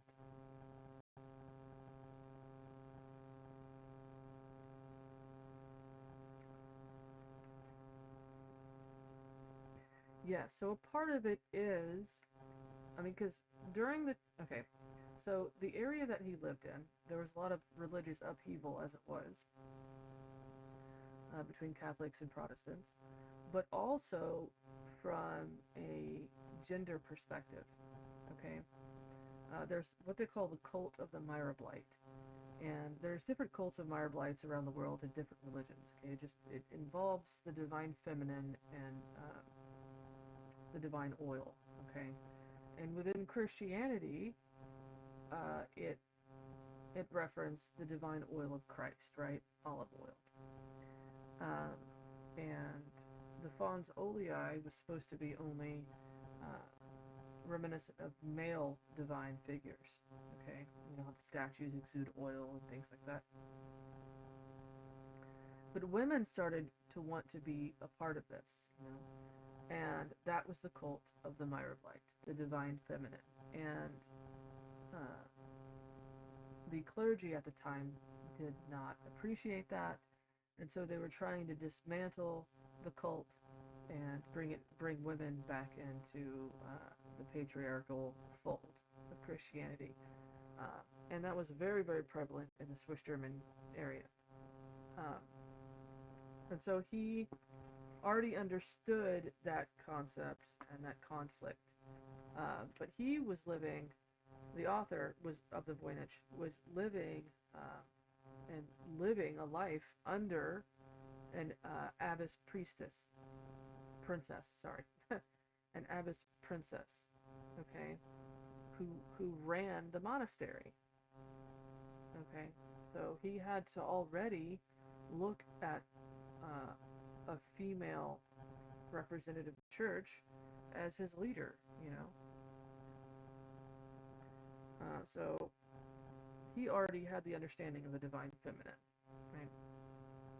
And that was part of the reason why it's ciphered.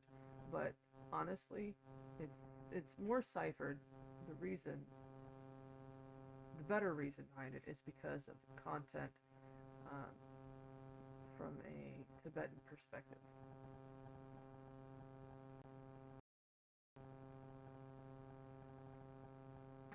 And I'll get into that in a little bit.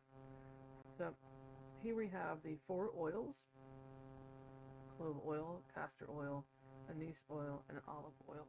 And olive oil is always going to be considered the best, right? And he talks about that often.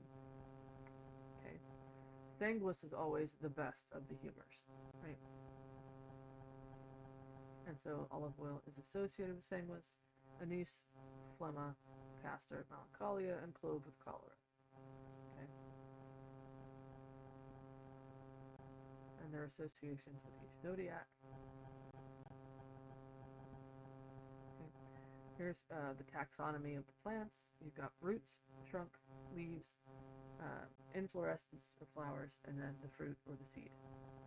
Now, they're not always this way, but a lot of the plants are.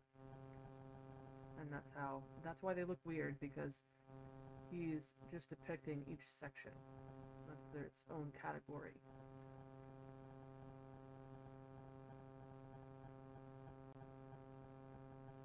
And here is this travel route: Switzerland, Venice, all the way down. And these are from plant identifications. You can see it goes down here, here, up here, across this way. He also goes through Persia. So He initially went to Persia and then back around. These are just the Silk Road and all the other roads attached.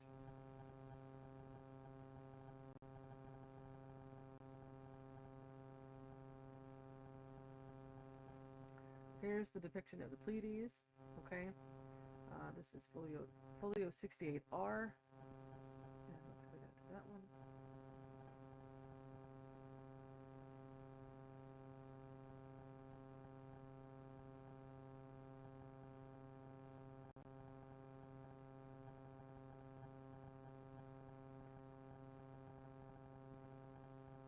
There's the Pleiades right here.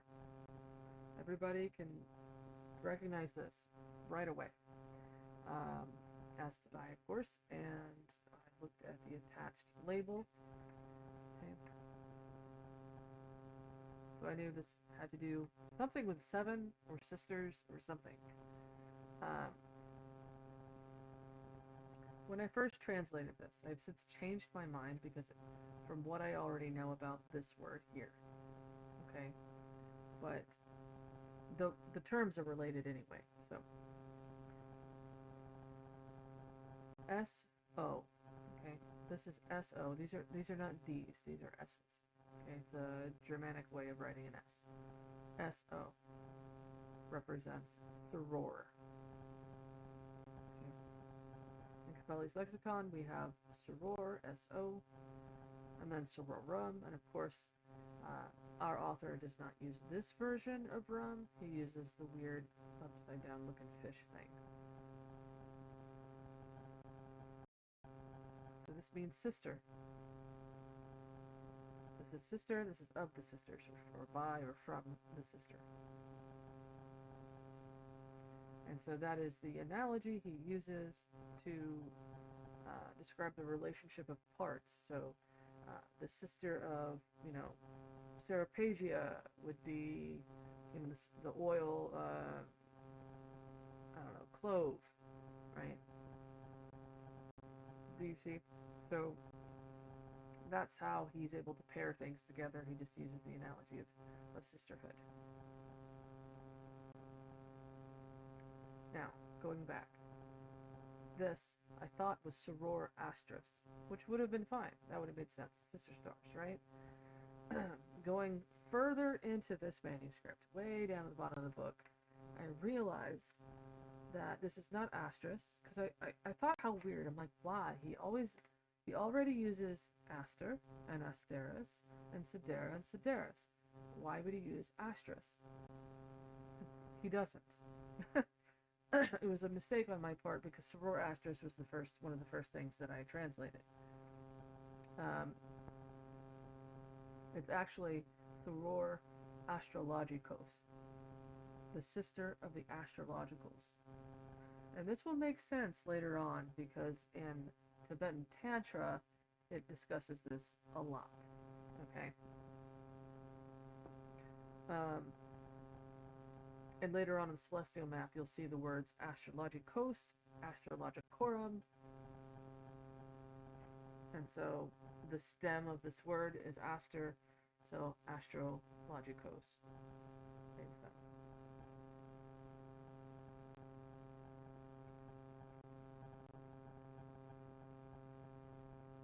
So the Pleiades are extremely important. Okay, they are the septus, the 7. Okay, in the text itself, it talks about how the Pleiades are the beginning. They are literally the invocation line in the celestial map. They begin everything, and that is also Tibetan in nature. Okay, all of these plants, 80% are from the Himalayas, eastern Himalayas. And so they represent Tibetan traditional medicine called Sour Rigpa. Okay, so the Voynich manuscript is about Tibetan Sour Rigpa, but that's just the surface. Okay, it's not about herbalism. You think it would be, right? It's not just about herbalism. It's about something much deeper. remember how we talked about suchness, talus, right? Well, this book is called the Book of Suchness, and suchness is a term used in Buddhism to represent ultimate reality, right? The suchness of the Buddha is what we all strive for, okay? To relinquish the roles that we play in our day-to-day lives, to realize that our identity is not in those things, that who we really are, is stripped of the roles that we play in each lifetime. And it's teaching you this because you need to liberate yourself from suffering. And that is literally what the manuscript is about. Okay, if we go back to Folio 66R, that names the Voynich the Liber Talus, it actually says the reason for the book. Why is it the Book of Suchness? Why is it, what's the purpose? Okay, so let's read this briefly.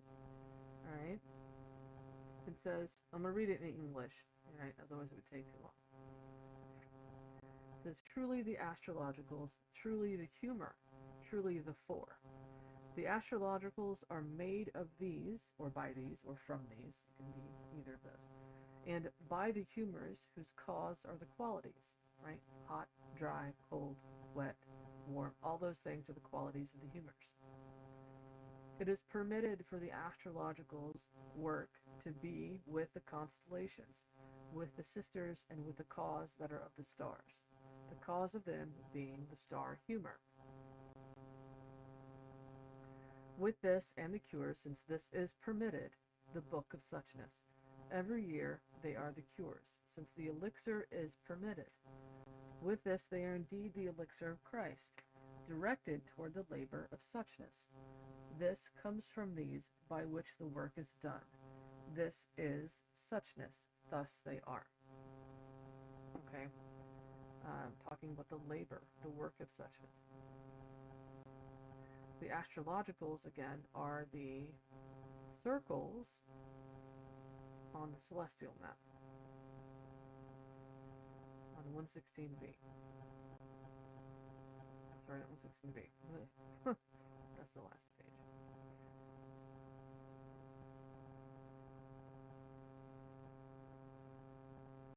Okay.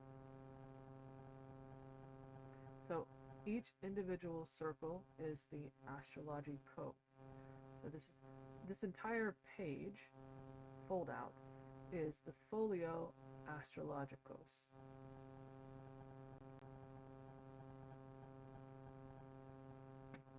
So the Pleiades is called Soror Astrologicos, the sister of the Astrologicals. So the 7 stars, the Pleiades, are paired with this. And that is, again, confirmed because here we have the symbol for the Pleiades, the 7, septus. And it invokes it in this line. And in Buddhist Tantra, okay, Tibetan Buddhist Tantra, the Pleiades are invoked at the beginning of what they call Kala Chakra Tantra. Kala Chakra means wheel of time. Remember how we talked about the law of time, tempus lex? That is on the wheel of labor, or the wheel of time in the Voynich manuscript. It is the tempus lex. It literally is saying that it literally says all power goes forth from the law of time, from tempus lex. So now we understand that that particular folio is the Kala Chakra. It literally is the wheel of time. Excuse me.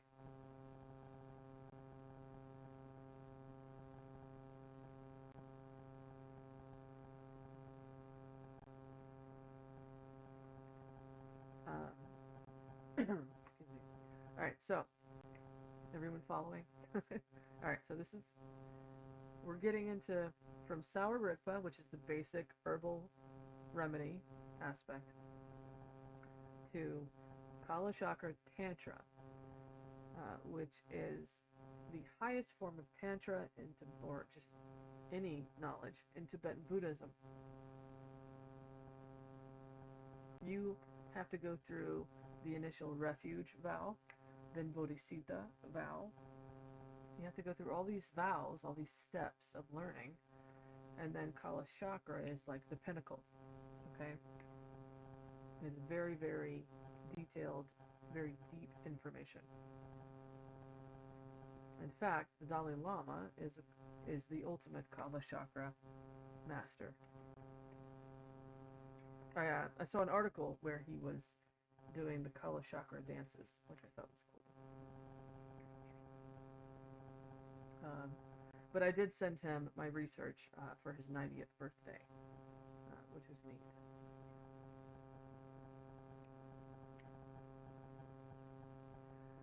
Excuse me. All right, so where was I? All right, so let's go back to language tablets. And we'll continue. Okay, so there it says, there is the seed of the olive of Jesus. Now you have to remember, he talks about Jesus, right? But this work is syncretic, which means he's using Christianity on the surface, but the deeper meaning is Tibetan. Okay? And the visual components, the artwork and everything else is indicating Tibetan. Okay? So you have to remember that. In fact, there is, and I'm trying not to digress, but there is a folio where he tries to associate that through the imagery. Because he does draw a Vajra, okay, the double Vajra actually, which is the double thunderbolt symbol, but it looks like a flower. But I actually did find an image of a double Vajra that really looks exactly the same. It's got little spikes on the end. I thought that was neat. Anyway, I'll go down that rabbit hole. So let me go ahead and read this. So just remember, Jesus is associated with the medicine Buddha. Okay? It says, there is the seed of the olive of Jesus, okay, of the sun to which Jesus belongs, by which it is made through the elixir from which the cures are, or they exist, right? You have to remember he's very limited in his word choice. So, since the cures are made as I create the qualities, which arise from the highest, and year by year the cures are made fruitful. On that page lies the essence, as the stars arise in the humor, and through Jesus on the folio of the olive, right? So he's literally telling you to look on the folio of the olive. Remember how I showed you the two olives? Okay, the folio of the olive. On that same folio of the rising of the stars. Okay, the rising of the stars is another page. So he's telling you to look at these two pages. Right? Through Jesus, on that particular folio, the cures are made. The cures of Jesus for which the diseases are chosen. Yet on that, because you're like, wait a minute, why are diseases chosen? That's because there's a whole section of writing in the back, right? With little bullet points that look like stars and flowers. Those are the folio osis, the page of disease. So that's what he's referencing here. Okay. Yet on that folio they are made, for they are created from the same origin, though created on the folio as essences. Okay, there's also a folio essentia, folio of essences, to which Jesus, by which the herbal cures, yet in that labor through Jesus, and through Jesus in that labor brings forth the humors. You can't hear me? Hi, Ray. Sorry, I'm kind of mumbling. Does that help? Any? Okay, so it says, on that folio lies the essence of disease. On that same folio, and yet on that folio, the healing star flower. On that folio, the essence of disease arises through Jesus. And the folio shows the astrologicals when they make this. This also I create. And it shall be whose origin or birth is the same. Created on the same page. On that page the essences, since the flower for which it is chosen is four. The oils from the morning are the origin of the cures, and from the morning the cures are the same seed.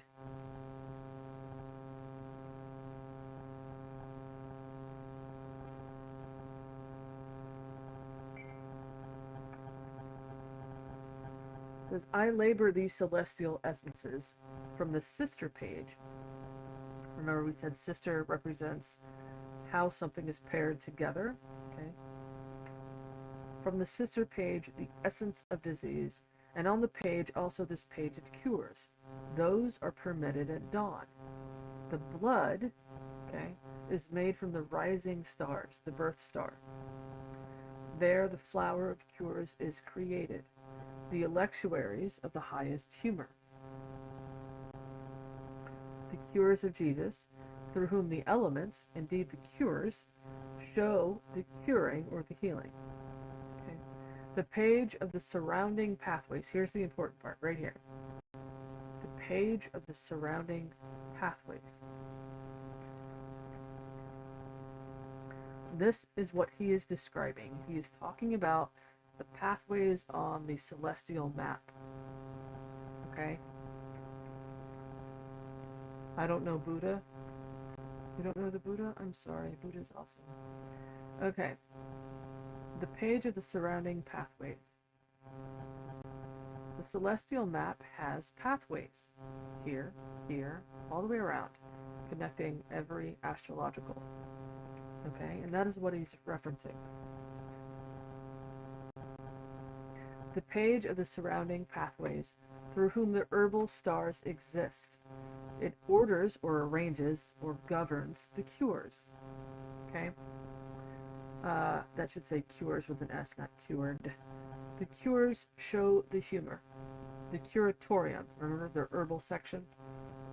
Yet on that folio, it is through Jesus. There it is permitted. For whom the olives, those same ones, are created. The pathways are made. They are made to be on the stellar folio, since from these, from the flower's essence exists, the paths exist, by whom or for whom the flower is ordered toward suchness, toward the stellar page with the seeds.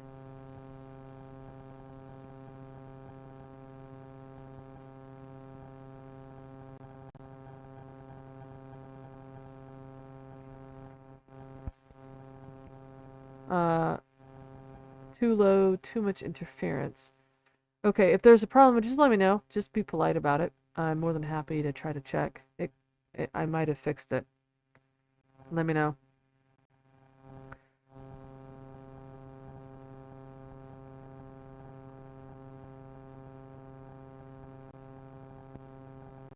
Alright, so, where was I? Okay, so he's telling you that everything is toward suchness, the pathways. Just like he says in the Marginalia, where he discusses the Liber Talis as being the name of the book. Okay.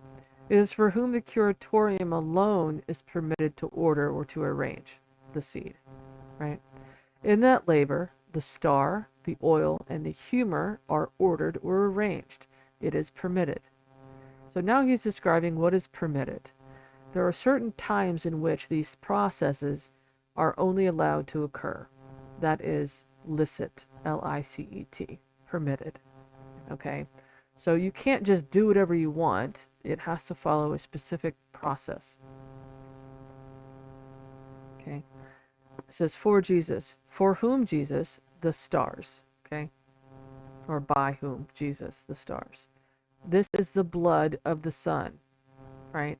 I know it seems like it's like a play on words because Jesus is associated with the Son. Right? And it says the blood of the Son. Hi, Pagan Prime. This is the Voynich manuscript. The The Voynich manuscript is an early 15th century astrobotanical herbal, okay, involving plants and stars, with a really weird unknown script. No one's been able to figure out what language it's even in for over 600 years.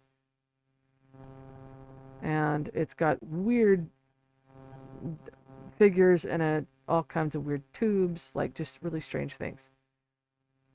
So right now we are going over the celestial map. Let me scroll in or zoom in. So here you can see all the weird text.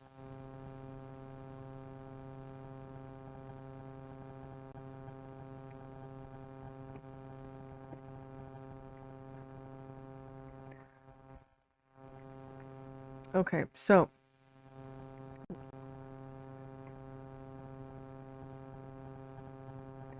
you're right. The Voynich manuscript doesn't have any English text, but I did translate it once I deciphered it. So the Voynich manuscript is written in majority Latin, medieval Latin. Okay? But it only uses one German word for Samen, for seeds.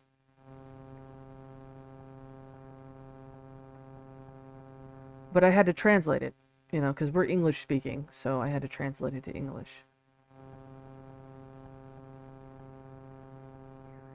So the Voynich manuscript, the script itself, is highly redacted medieval Latin with a little bit of customization on the author's part. So I'm just going over the translations right now. I apologize for the vocal fry. I actually injured my vocal cords a long time ago. So if I speak for a very long time, it crops up.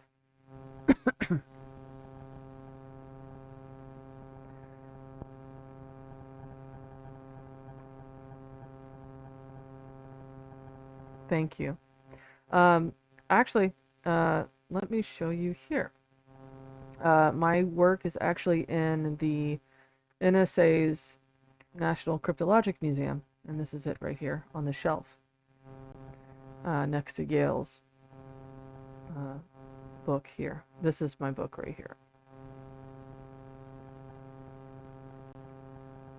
So, pretty awesome milestone. And then upcoming, I believe, at the end of August, early September, I will have a few articles in.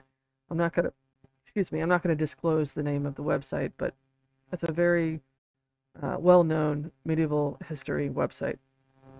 So that'll be up at that time as well. And then at the end of the year, or at the very beginning of next year, my work should be done to be put into Springer Nature, which is a reputable journal.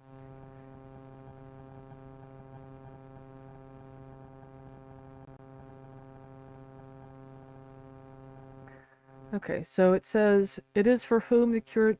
Where was I? Hold on. Okay, so the blood of the sun. So it's like a play on words, right? Right, blood of the sun. Okay, because Jesus is associated with the sun. Okay. The star of stars, the highest. Alchemy of the mind, spirit, and body. I know we like to throw on the word alchemy. I wouldn't quite call it alchemy, but yes, it's mind, spirit, and body. Every point of that. Yep. It's Buddhist.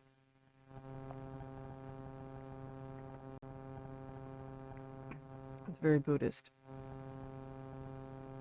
I'm going to put everything on pause for a minute. I got to take a break. I'm going to put it on right here. Y'all can ask me questions while I'm away. Talk amongst yourselves if you feel like it. And I will be back. Give me about 2 minutes.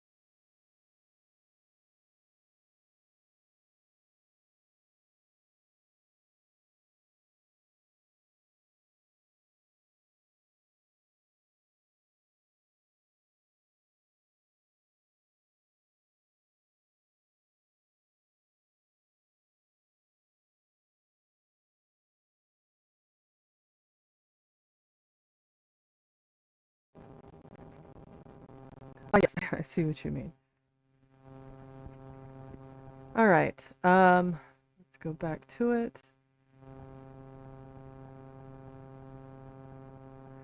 Okay. Okay, so it says, by whom the flower of cures, really it should be for whom the flower of cures is created. These are annual cures for disease, created on the folio. You create the cures. There shouldn't be a semicolon there. There's lots of little things I notice now. I'm like, meh, that's okay. The cures, having been cured, are made as a curative as the four, meaning the four humors. The curatives are ordered or arranged, the created cures of the sisters. The risen Jesus is the star. The cures of Jesus on the folio is the essence of disease. Now, why the heck would you associate cures with the essence of disease?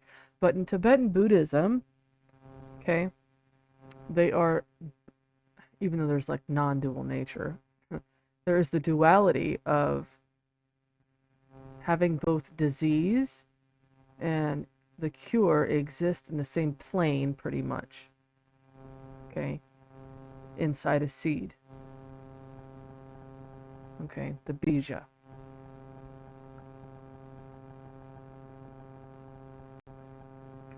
Excuse me. Okay, it says, for whom the star of suchness is supreme, okay, since it is permitted, which stars are created and the humors are ordered, and all other treatments proceeds. For the cures, the herbs of disease, the highest cures of Jesus.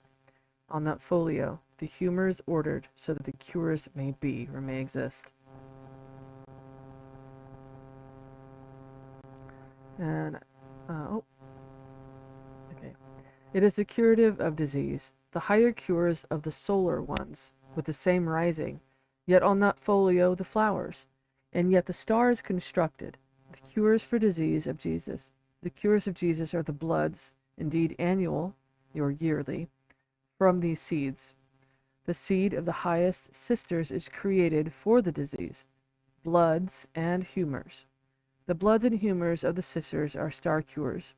For the sister indeed, I labor this, the cures being the same there among the stars. The rising of these is on the folio, okay, or the origin.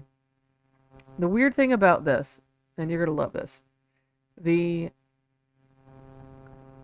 reason why, one of the major reasons why the Voynich manuscript has resisted decipherment is because it uses a layered meaning for each glyph. That's why. It looks the same. Every page you look at, it's like, oh my gosh, it's just the same garbly gook. There's no way it could be anything more than that. But that's not true. So just how we have in different languages is how a word can have different meanings, right? Well, he uses this to advantage. In Latin, okay, the word ort, O-R-T, can mean different things. It can mean east, spring, origin, beginning, birth. Okay, all of those things, which is funny because all of those things is something that he would need to use in the manuscript. But it can also mean garden, ortus, O-R-T-U-S. Okay, so in medieval Latin, he just drops the H's on everything because that's what you do in medieval Latin. You don't use the initial H. You don't write it. It's not necessary. So ortus, H-O-R-T-U-S, is just O-R-T-U-S, which is O-R, weird little RT glyph / F glyph, and then a 9. Anyway, let me continue. The rising of these is on the page, for whom the essence is the flower. And by this flower, the astrologicals are the essence in rising. And let us pray. Or really it should be, and let us invoke it. Typically, Oremus would be, which is what this is, let us pray, or Oremus. Okay, or Oremus if I say it fast. Uh, it typically means let us pray. Okay, but in this instance, it would more apt be let us invoke. Let us invoke it.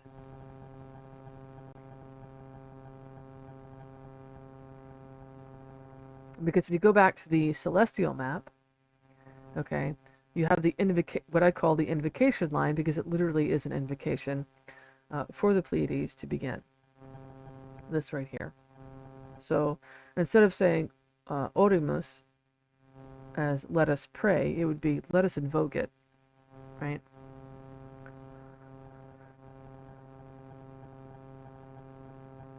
Okay. You're more than welcome to read all of the Latin in my book, The Voynich Manuscript, the Cipher, and the Compendium. There's a whole lot more that I don't talk about in the live that I talk about in my book. All right, so we're last. I think this is the last one. Yep. Okay. So it says on.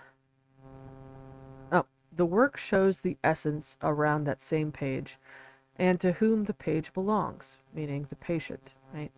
So he'll say to whom, by whom, for whom, and whenever he uses that phrase, he's talking about the patient. If he doesn't explicitly say the person. And the only time he ever explicitly says the person is when he's talking about Jesus. So every other time he's talking about the patient.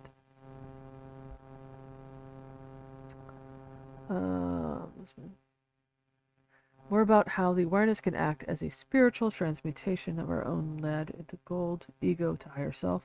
Yeah.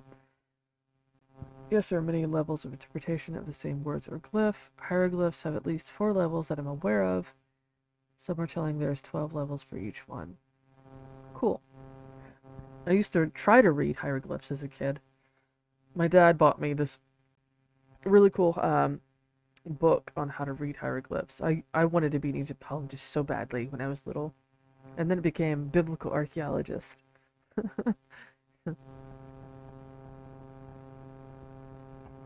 But when I was a child, when I say child, I mean a teenager, really, because I'm in my 40s now. But when I was a kid, my idea of fun was reading the encyclopedia.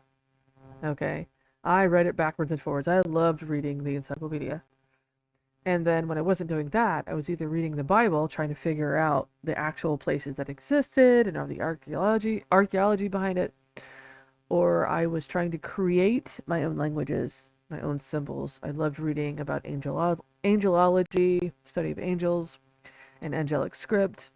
I would try to write my own, I would write my Hebrew letters and just all kinds of things. I just loved it. So I loved language even then. But yeah, hieroglyphs are cool. All right, where was I? Okay, so the work shows the essence around that same page, and to whom the page belongs, to that one belongs the cure of Jesus. Okay, so he's basically saying whoever you're working with, whatever patient you're working with on that page belongs to the cure of Jesus, right? The cure will be the permitted essence, okay, and to whom the more potent curatives belong, the curatorium of the page of Jesus. There is a page of Jesus, okay? There's a Folio Isus, and it's the one that has little baby Jesus on it, okay? I know that sounds silly, makes you want to laugh, but it's little baby Jesus on the page.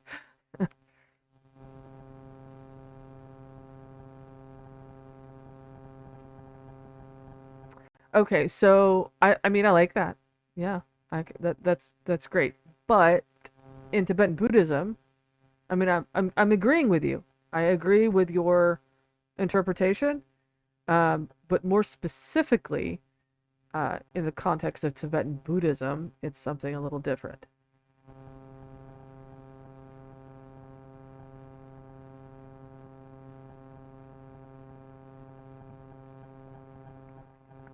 But I do like that. I love the way you describe that. Um, okay, where was I? Okay, they are the humors and the pathways of the created stars. Remember how we talked about pathways in the celestial map, right? How we talked about on Folio 66R that the pathways are the labor of suchness. Okay? They lead you toward suchness, liberation from suffering, right? Which is this. This represents suchness in the center. Okay? The 6 pillars of the qualities of the Buddha. That's what these pillars represent.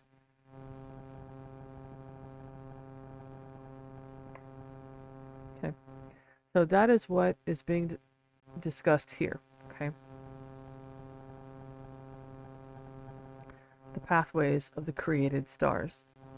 The curatives of the disease, to whom the risen Jesus is the highest cure of the curatorium. The curatorium being the herbal section with all the plants. Okay. On that same page, to whom the disease turns, the disease and the cure of Jesus of the olive tree stand in the essence of the disease. The cure in that same place is the electuary healing of these things that do exist. Okay? These things referencing the disease. There's also an alphabetic code key. There isn't. There isn't. There's no alphabet. It is all strictly. I just went blank. Strictly, because I was thinking abbreviatura. I'm like, no, I can't say that. Abbreviations.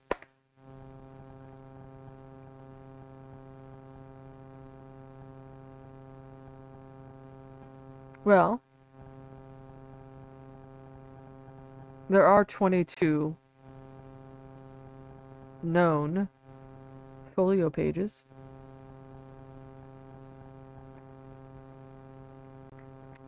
Very good, Pagan. Very good. Which I have my master list right here.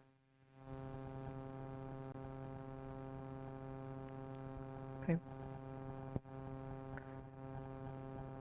These are all of the folio names. Folio Nonas, the page of the nones, the Kalachakra wheel. Folio Aqua, the page of the humors.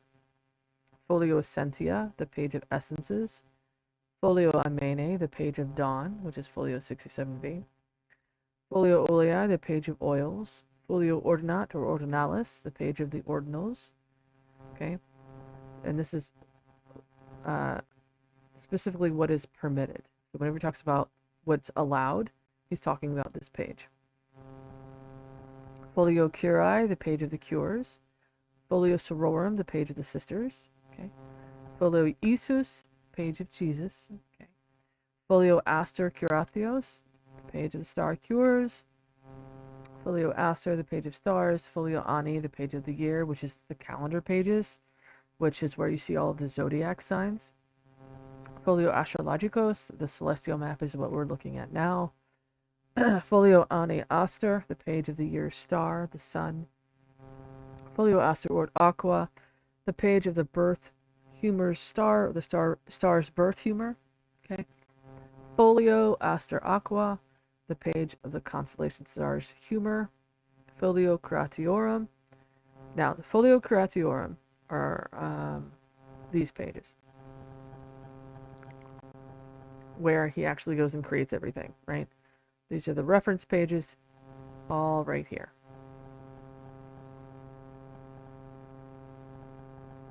Aqua.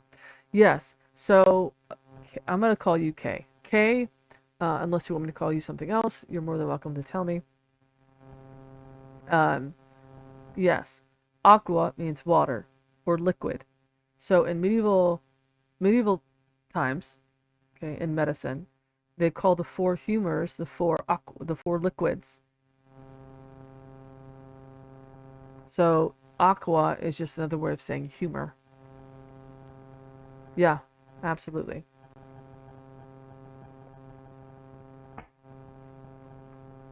Initially, when I was trying to translate, I thought the glyph for aquas was aqueous, for river or whatever, riverine. And I was like, that's That's not right. Anyway. So yes, so these pages are the Folio Creaturum, Folio of Creations. So that's what he's referencing when he says that. Here. Okay. So by the cure of Jesus, I create on the page the essences of creation, talking about the folio. So like, I have to say this because when you're reading this, it's like blah, blah, blah, blah, blah, blah, blah, blah. But if you pay attention to what he's saying and use a pen if you have to, just like, mark it, uh, you'll start to understand what he's telling you to do. Okay? He's saying he creates on this particular page. So you want to go to the page of creations. Okay, but you also want to reference the page of the essences at the same time. Okay. Okay, the fruitful creations with the curatives that are in that same place, right? The cures are on the same page. In that work, the essence is shown. Okay, the essence is shown on the page. In that work or in that labor, in that flower whose herb is from Jesus, the cure surrounds it and follows their created flower. Okay, so this is a little confusing, right? The cure surrounds and follows their created flower. Well, how can a flower be created? Like, what is going on with this? How does the cure surround it? Okay, so if you go to, this is a combinatory. It's a combination of two different roundels or wheels, right? In European medical text, he would call it a roundel, but because this is Tibetan, he calls it a wheel or a rota. Right? So he combines two different rotas together and creates a whole new different one, right? And the only way to tell that is because he combines the images together. There's a flower, there's the sun. So these are actually from two different rotas, two different wheels. So that's what he's saying. He's saying that the cure surrounds it, right? The text or whatever surrounding it.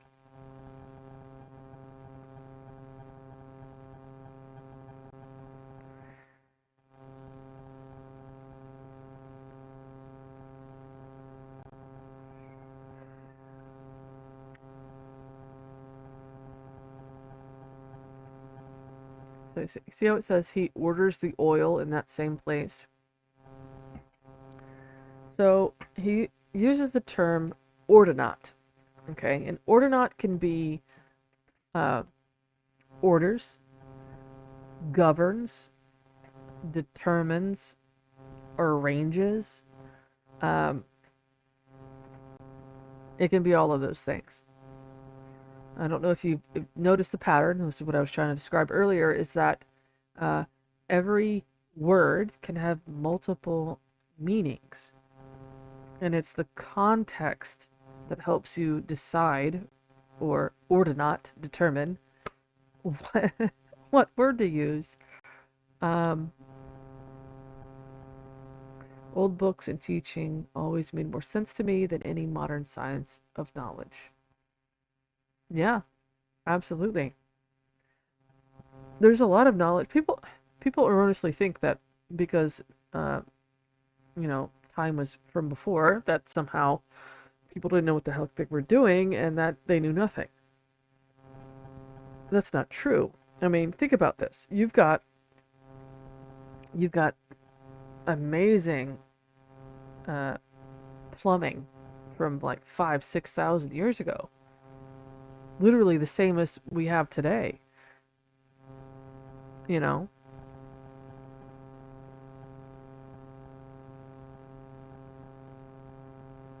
I'm also pagan.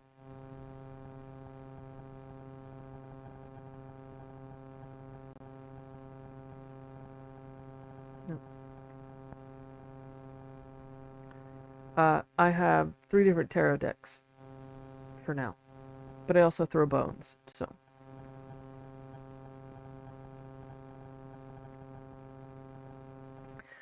I don't really talk about it much, but I mean, well, I talk about it much in other avenues of my life, but here I tend not to, for reasons I'm sure you understand. But I try to here and there because I do believe it deserves representation.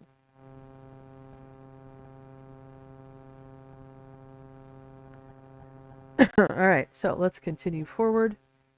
It says he orders the oil in that same place and the qualities to whom the essence belongs.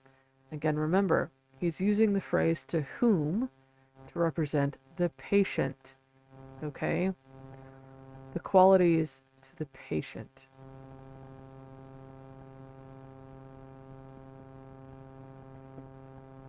Okay, it's saying the humor makes the olives fruitful.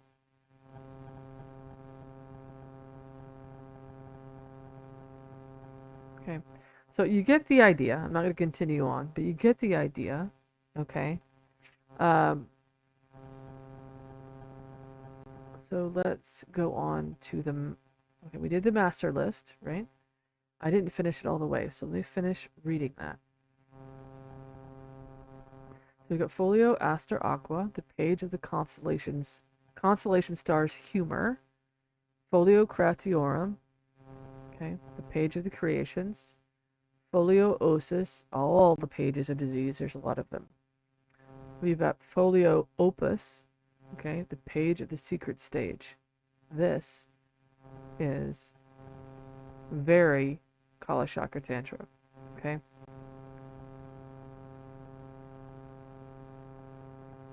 Okay. Then we have Folio Ambutus, the page of the path. Okay. Then we have Folio Ecclesia Ort Aster and Ecclesia Occidentalis Aster. It's the assembly of the rising star and the assembly of the setting stars, which are Folio 67V and 68R, which I call them simply the sunrise and moonrise tables. Okay, and let me show you what they look like.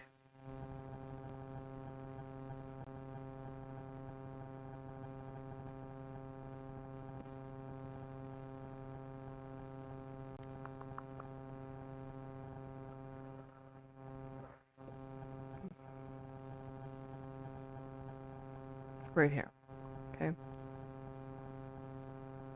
So when I was doing a little bit of decipherment, I was like looking at these going, what is happening here?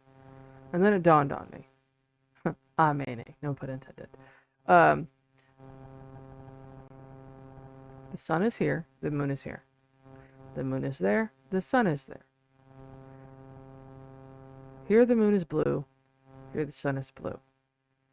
But it's not the same here. There's less stars here and more stars here.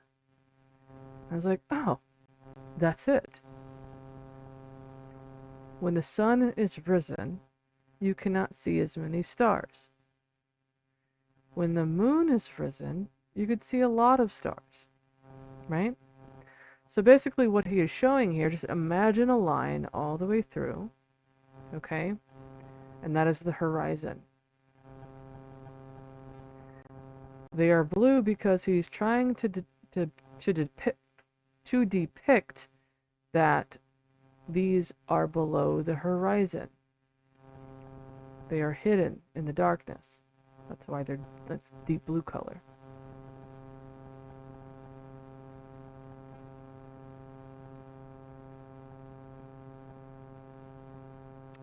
Why folio to me feel like the branch or veins of leaves or tree? I'm not understanding. Explain that a little bit more so I can understand what you mean.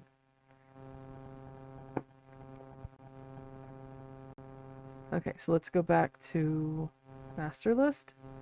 Okay, so those pages are the assembly. So he's using the word. He uses words in different ways. Ecclesia originally meant assembly, not church, right? Okay, so he uses ecclesia to represent the assembly of the stars.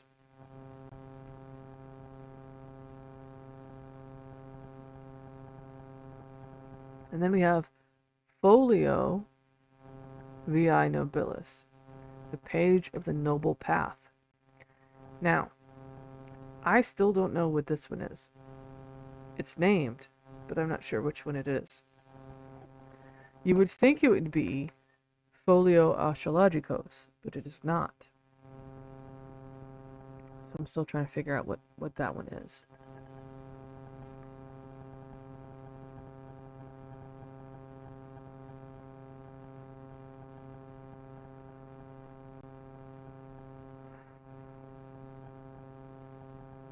Alright, so there we have that done, and this is where I make the note that formerly Folio Astris should be Astrologicos.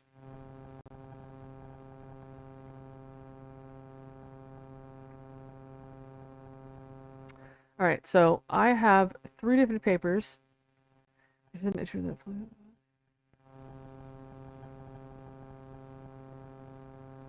that it's just an intuition that Folio have about this. Oh, Folio just means leaf or page. That's all. Alright, so I have, this is going to be the next volume for the curatorium. I'm translating the entire ordinal sections. Okay, so remember how I said that primus or primus, or however you like to say it,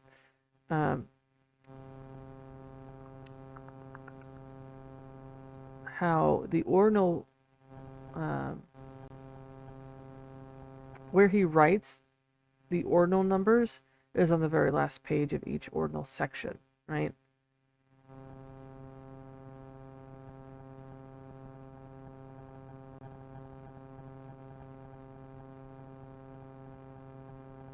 Yes, but there's still, okay, so yes, that's true. However, in the Voynich manuscript, there are still constraints to that. You can't just pick whatever. It's a certain specific set. If that makes sense.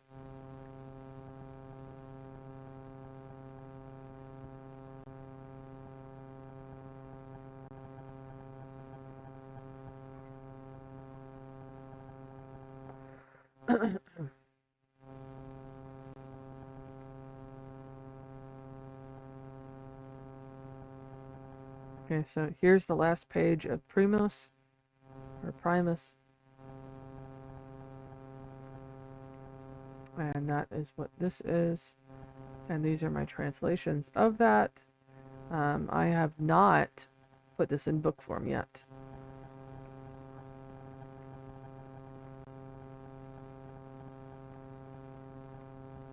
However, I have gone over it in other lives in detail.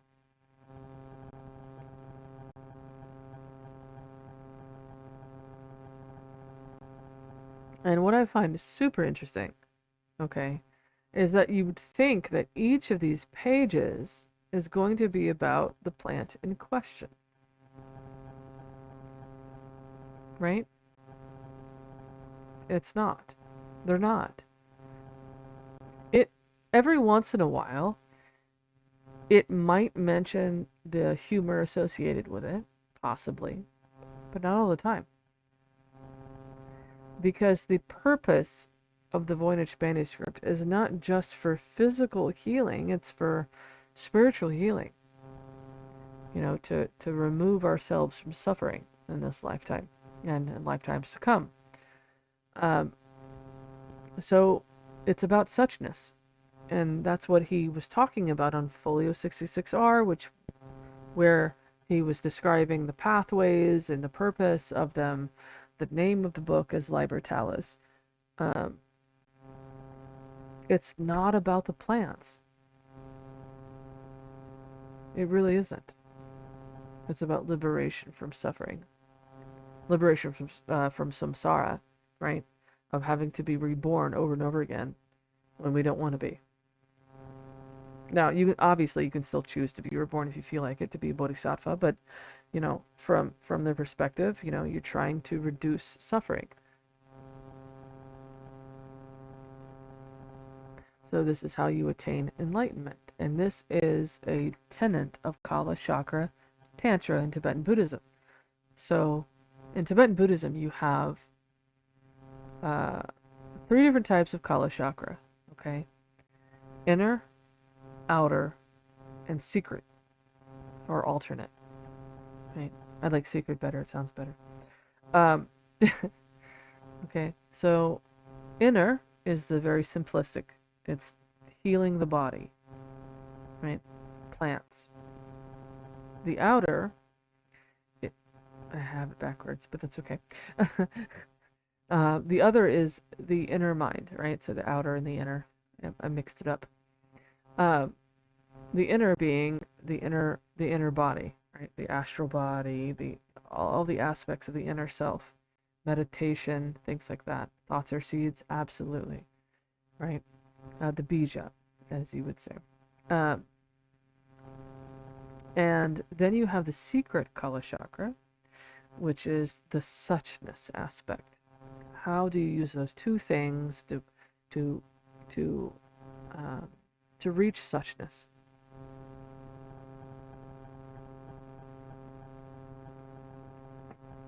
And the Voynich manuscript is all 3 of these things.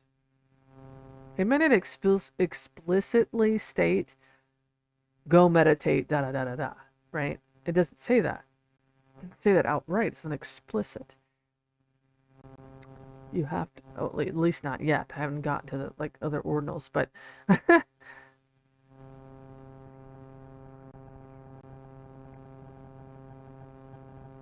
let me catch up to what you're saying. Pagan, 1 second.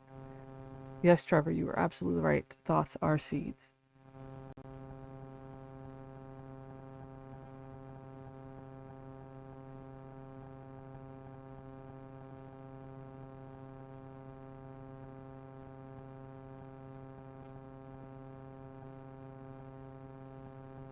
Mm. Yes, yes. All right. So I know many. Let me put it this way: not contenders. What's the word? Not constituent. What? See, this working on the Voynich manuscript has made me so silly with my word choices because I'm literally going through con words right now in my brain. Oy vey. And now I forgot what I was gonna say. Perfect. Uh, Contradictions? No. What was I gonna say? It was something about objections that people have about something. What was it? Um, oh, I got it. Okay. So some of, some of the objections. I'm just gonna say objections instead of trying to think about the word that I thought before. Some of the objections to my understanding. I'm not gonna say interpretation. It's not an interpretation. It's an understanding. My understanding of the Voynich manuscript is that it is Tibetan in origin. It's Tibetan Buddhist in origin, and it's very specific as to which Buddha that would be, of course, and that's the medicine Buddha. There's been objections to that, and I can easily refute any objections simply because I am a stickler for detail. Um, when my brain allows it, that's not always the case, but um, sometimes I have to reread things. Uh, so we are going to go to the most important page, 78V. Okay. And it looks like the most common, mundane page you could ever find, right? This is it. This is the most important page, you guys. This one.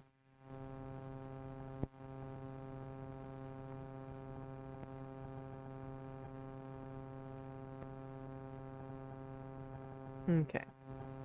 So we have the bathing ladies in the olive oil, right? Really, they're not bathing, they're making the olive oil. Right?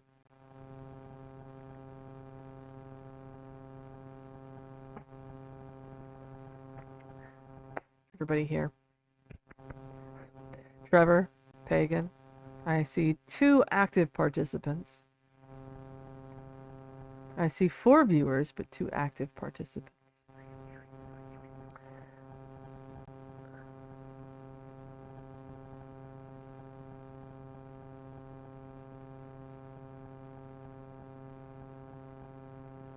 Yeah. Yep, chakras, right. Okay. I want whoever's viewing right now, not just my 2 participants, but I should have 4 participants. Tell me what they are seeing on this page. I don't care if you have to talk about what you see down here. It doesn't have to just be this imagery, it can be the text.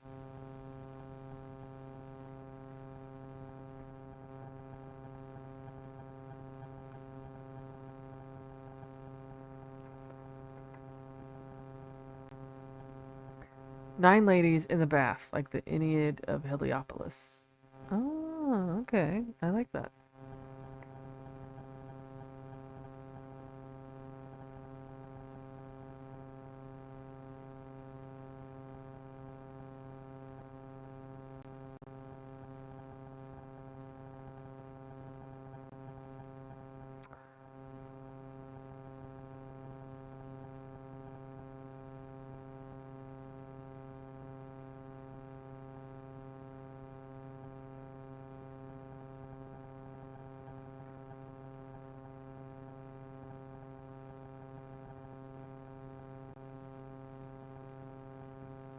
Trevor, I think I might need a little bit of clarification.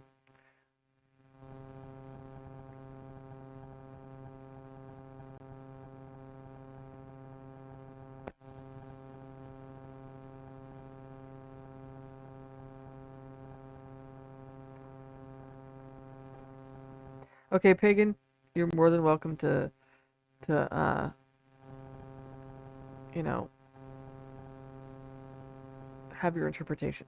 But more importantly, I want you to tell me literally what you're seeing. You can still interpret it, be like, okay, I see this, this, and this, and I think it means this.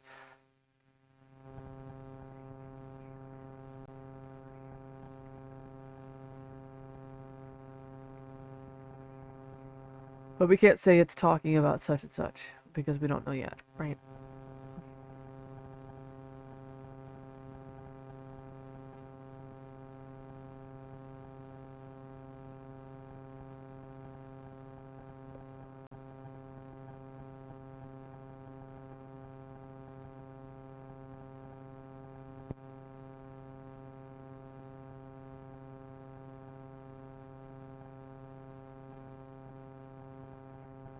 Okay, so this image, okay, we're going to ignore the text for now, okay, is the most important because of these quote unquote blue windows. Now, these are not windows, okay, because we have a vat of green olive oil that the women are pressing.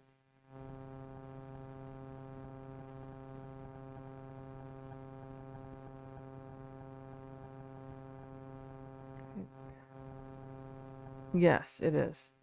Right? So they're in a giant vat pressing olive oil. Okay. But why are these windows blue?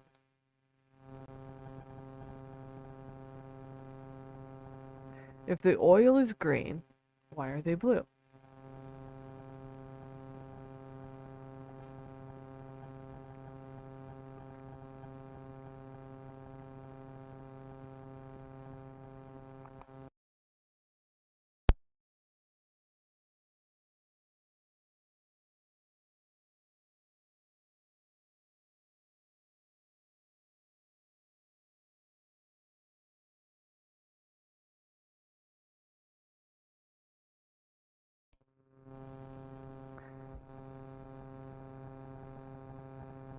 Anybody know? Anybody want to kind of take a gander at it? Why are they blue if the oil is green?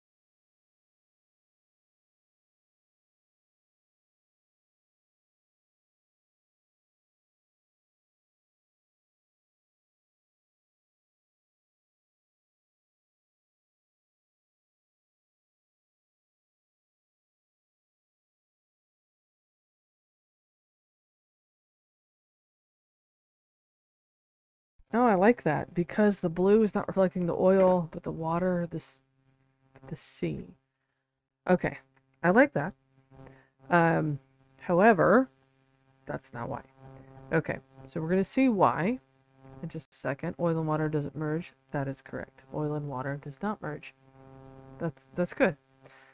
Um, but the reason why these quote unquote windows are blue is because they're not windows. These are arches.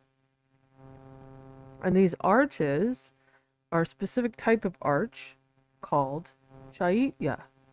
Okay, these are the recessed arches in Buddhist iconography. Okay, um, let's see if I can find it without having to.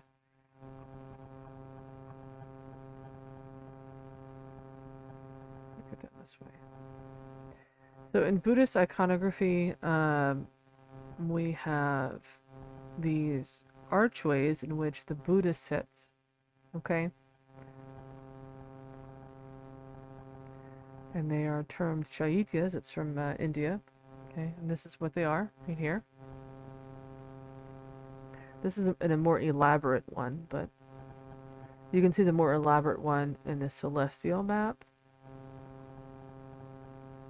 Okay, I'll show it. Well, you'll see it later.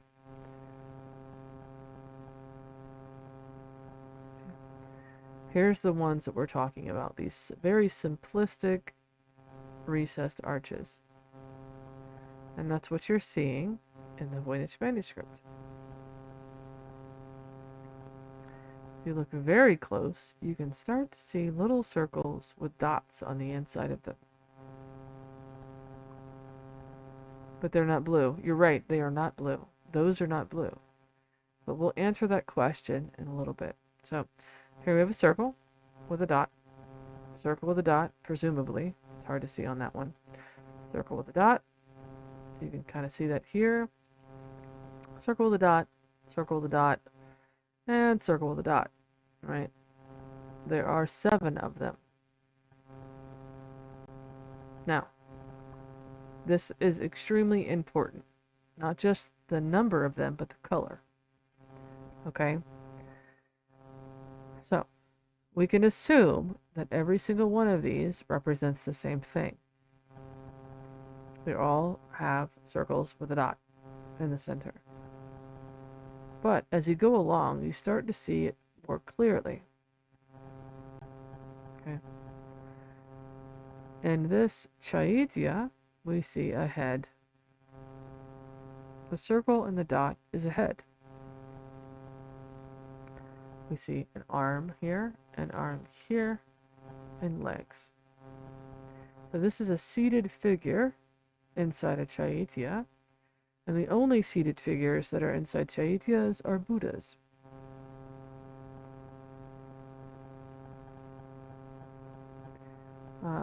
Let's see.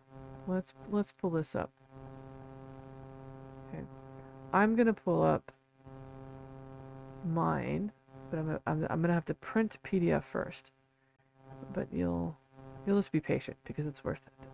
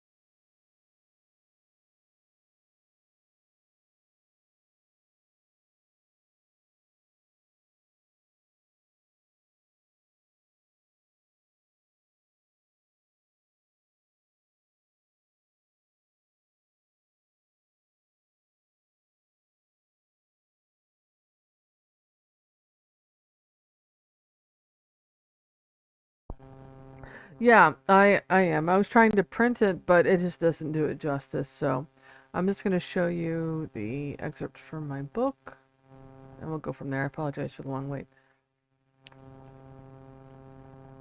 All right,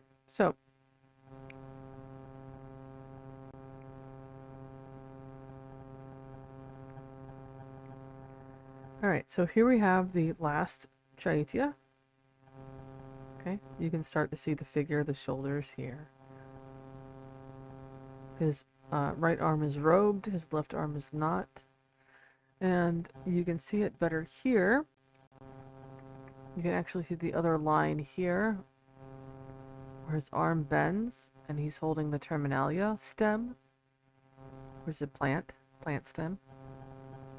You can see his knees and the tips of his feet right here. Okay, and this is his robed arm coming down to touch the earth. So this is the Buddha, but it is not Shakyamuni Buddha. It is the medicine Buddha, Tibetan Buddhism. Okay, Vajrayana Buddhism. Okay, he's involved with healing. And the reason why the windows, these chaityas, are blue is because the medicine Buddha is called the king of lapis lazuli light. Okay, and lapis lazuli is blue. It is a gem that is blue. So what you're seeing is not blue windows, but blue radiance coming out of the medicine Buddha, radiating through the chaitya.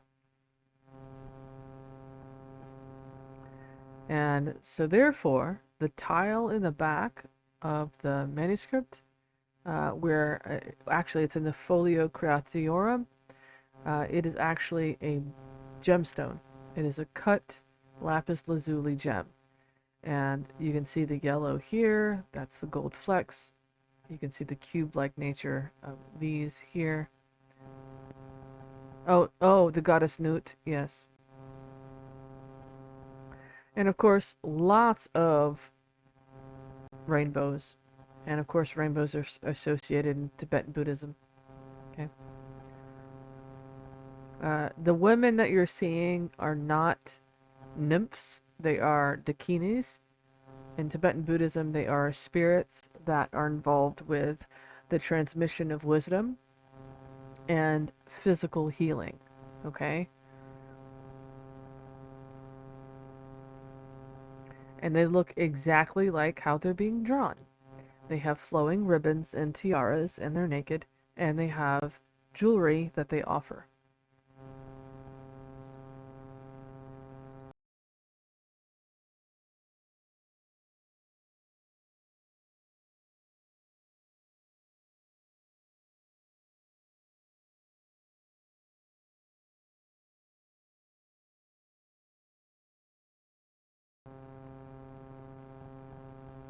So what she's offering here is her bangle, and bodhisattvas offer that. It's like offering wisdom, or healing in this case.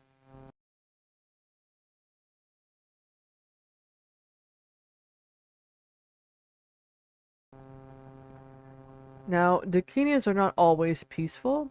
They can be wrathful, okay? And this is why he depicts them here fighting, because, from a European perspective, that's what it would appear to be, okay? So he's depicting them as wrathful dakinis, okay? Dakinis also often have staves, and so he draws one here with one, okay? But these are not nymphs, they are dakinis in Tibetan Buddhism. Here's a really good drawing, rendition by Laura Santi of the 5 wisdom dakinis with their flowing ribbons, right? Silk ribbons, their tiaras, and their staves. It's literally the same exact thing that he is depicting in these images.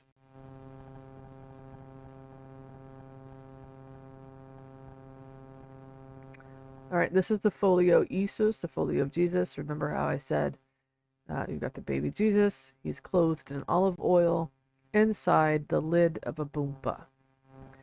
Boompa is not something that I've talked about yet, but that's what both Mary and Jesus are in.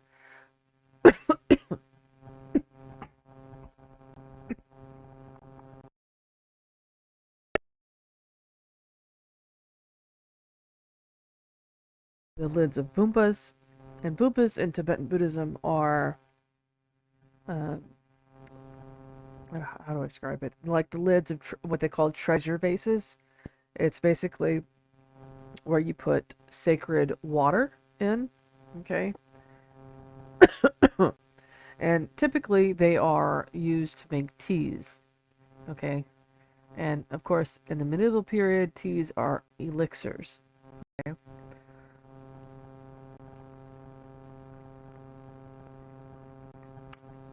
So what you're seeing in Folio 82R, we'll go there.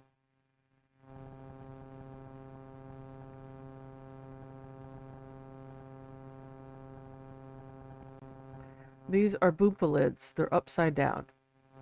Okay. Same here. These are just upside down boompa lids.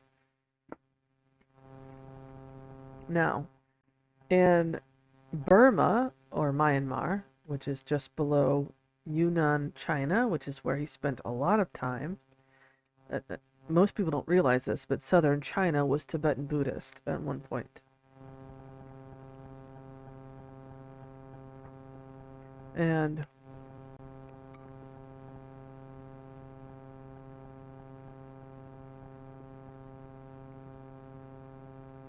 so in Burma, you have what you call sunokes. They are the Burmese version of boompas.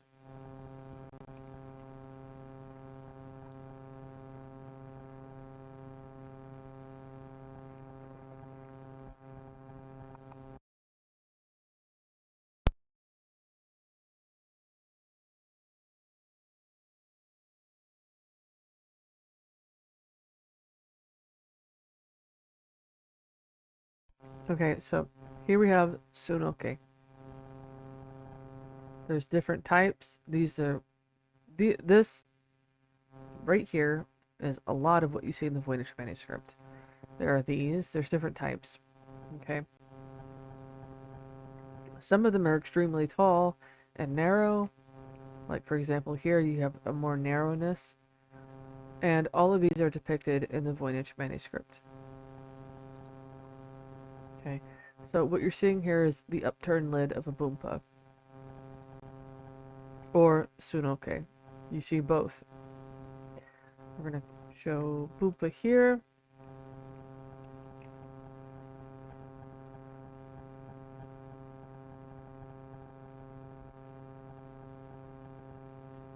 I should probably clarify what I'm looking for.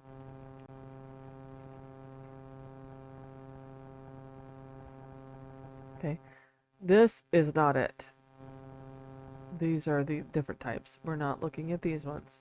Okay.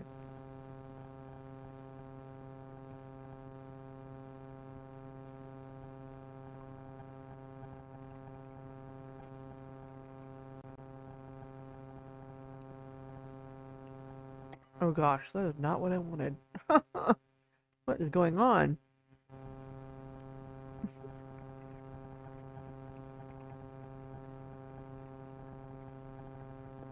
Let's try this. There are some images of a boompa lid being upturned. I don't want to spend a lot of time trying to look for it, but they are there. You're more than welcome to look for them.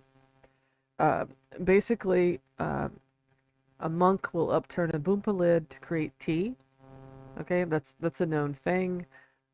So this is what you're seeing in here.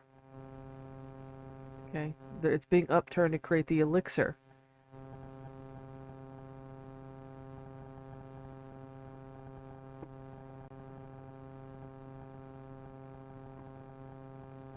What phallic symbol? There is no phallic symbol here.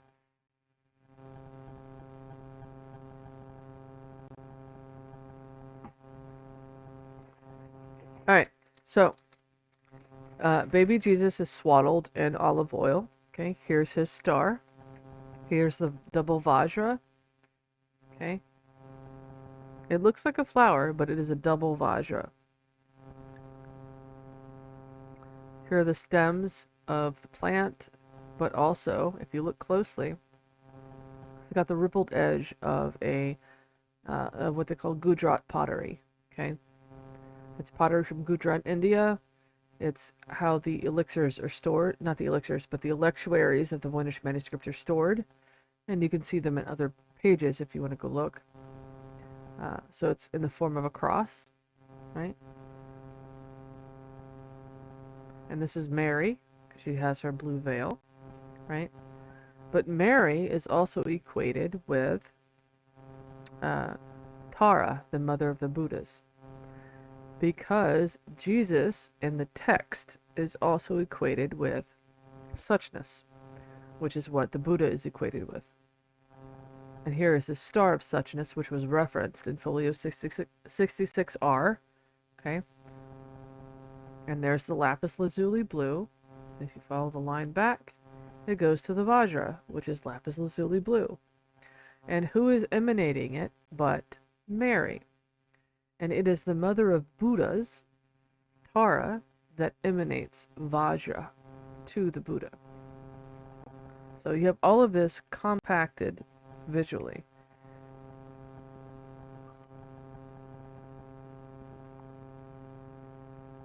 Anybody have any questions?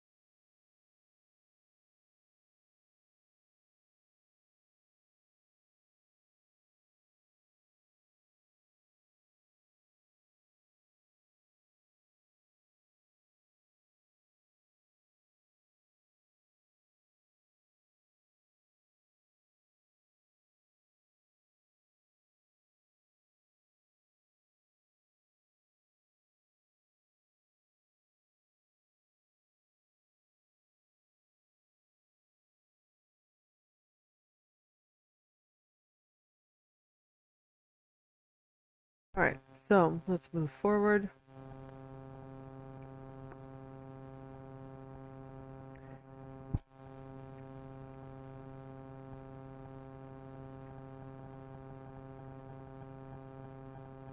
Okay, so this is the invocation line right here of the celestial map. Okay, and remember, this is Kala Chakra Tantra, the secret Kala Chakra, where you invoke the Pleiades, okay, to perform the ritual. Okay, so it's Solus ab recta elixir cui sed inem aster, hoc samen ordinat, hoc sedera annuus, sunt olei eodem quantis. Okay, from the sun, the elixir of purity, which also being the fixed star of the seed that ordains, governs, or arranges, or orders the stars of the year, they are that oil equal in measure.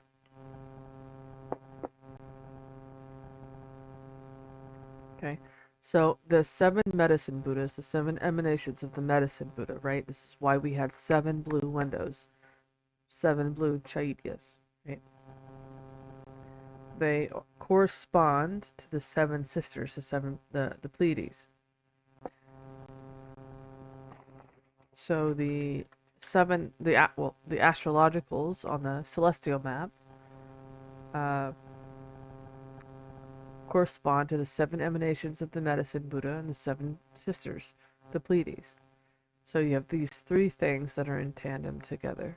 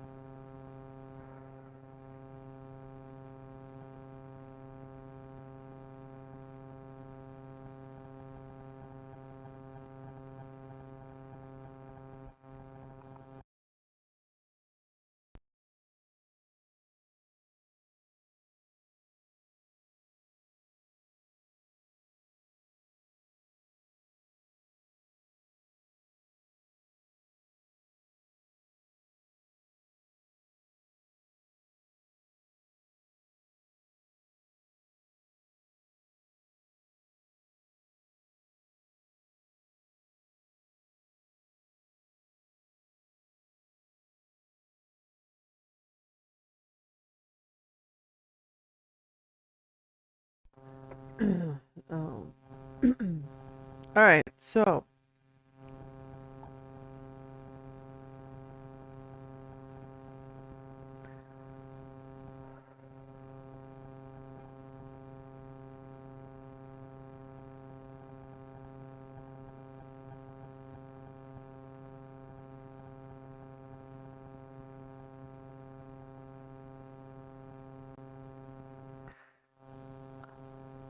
they don't represent the inside of man. They represent the the seven emanations of the medicine Buddha.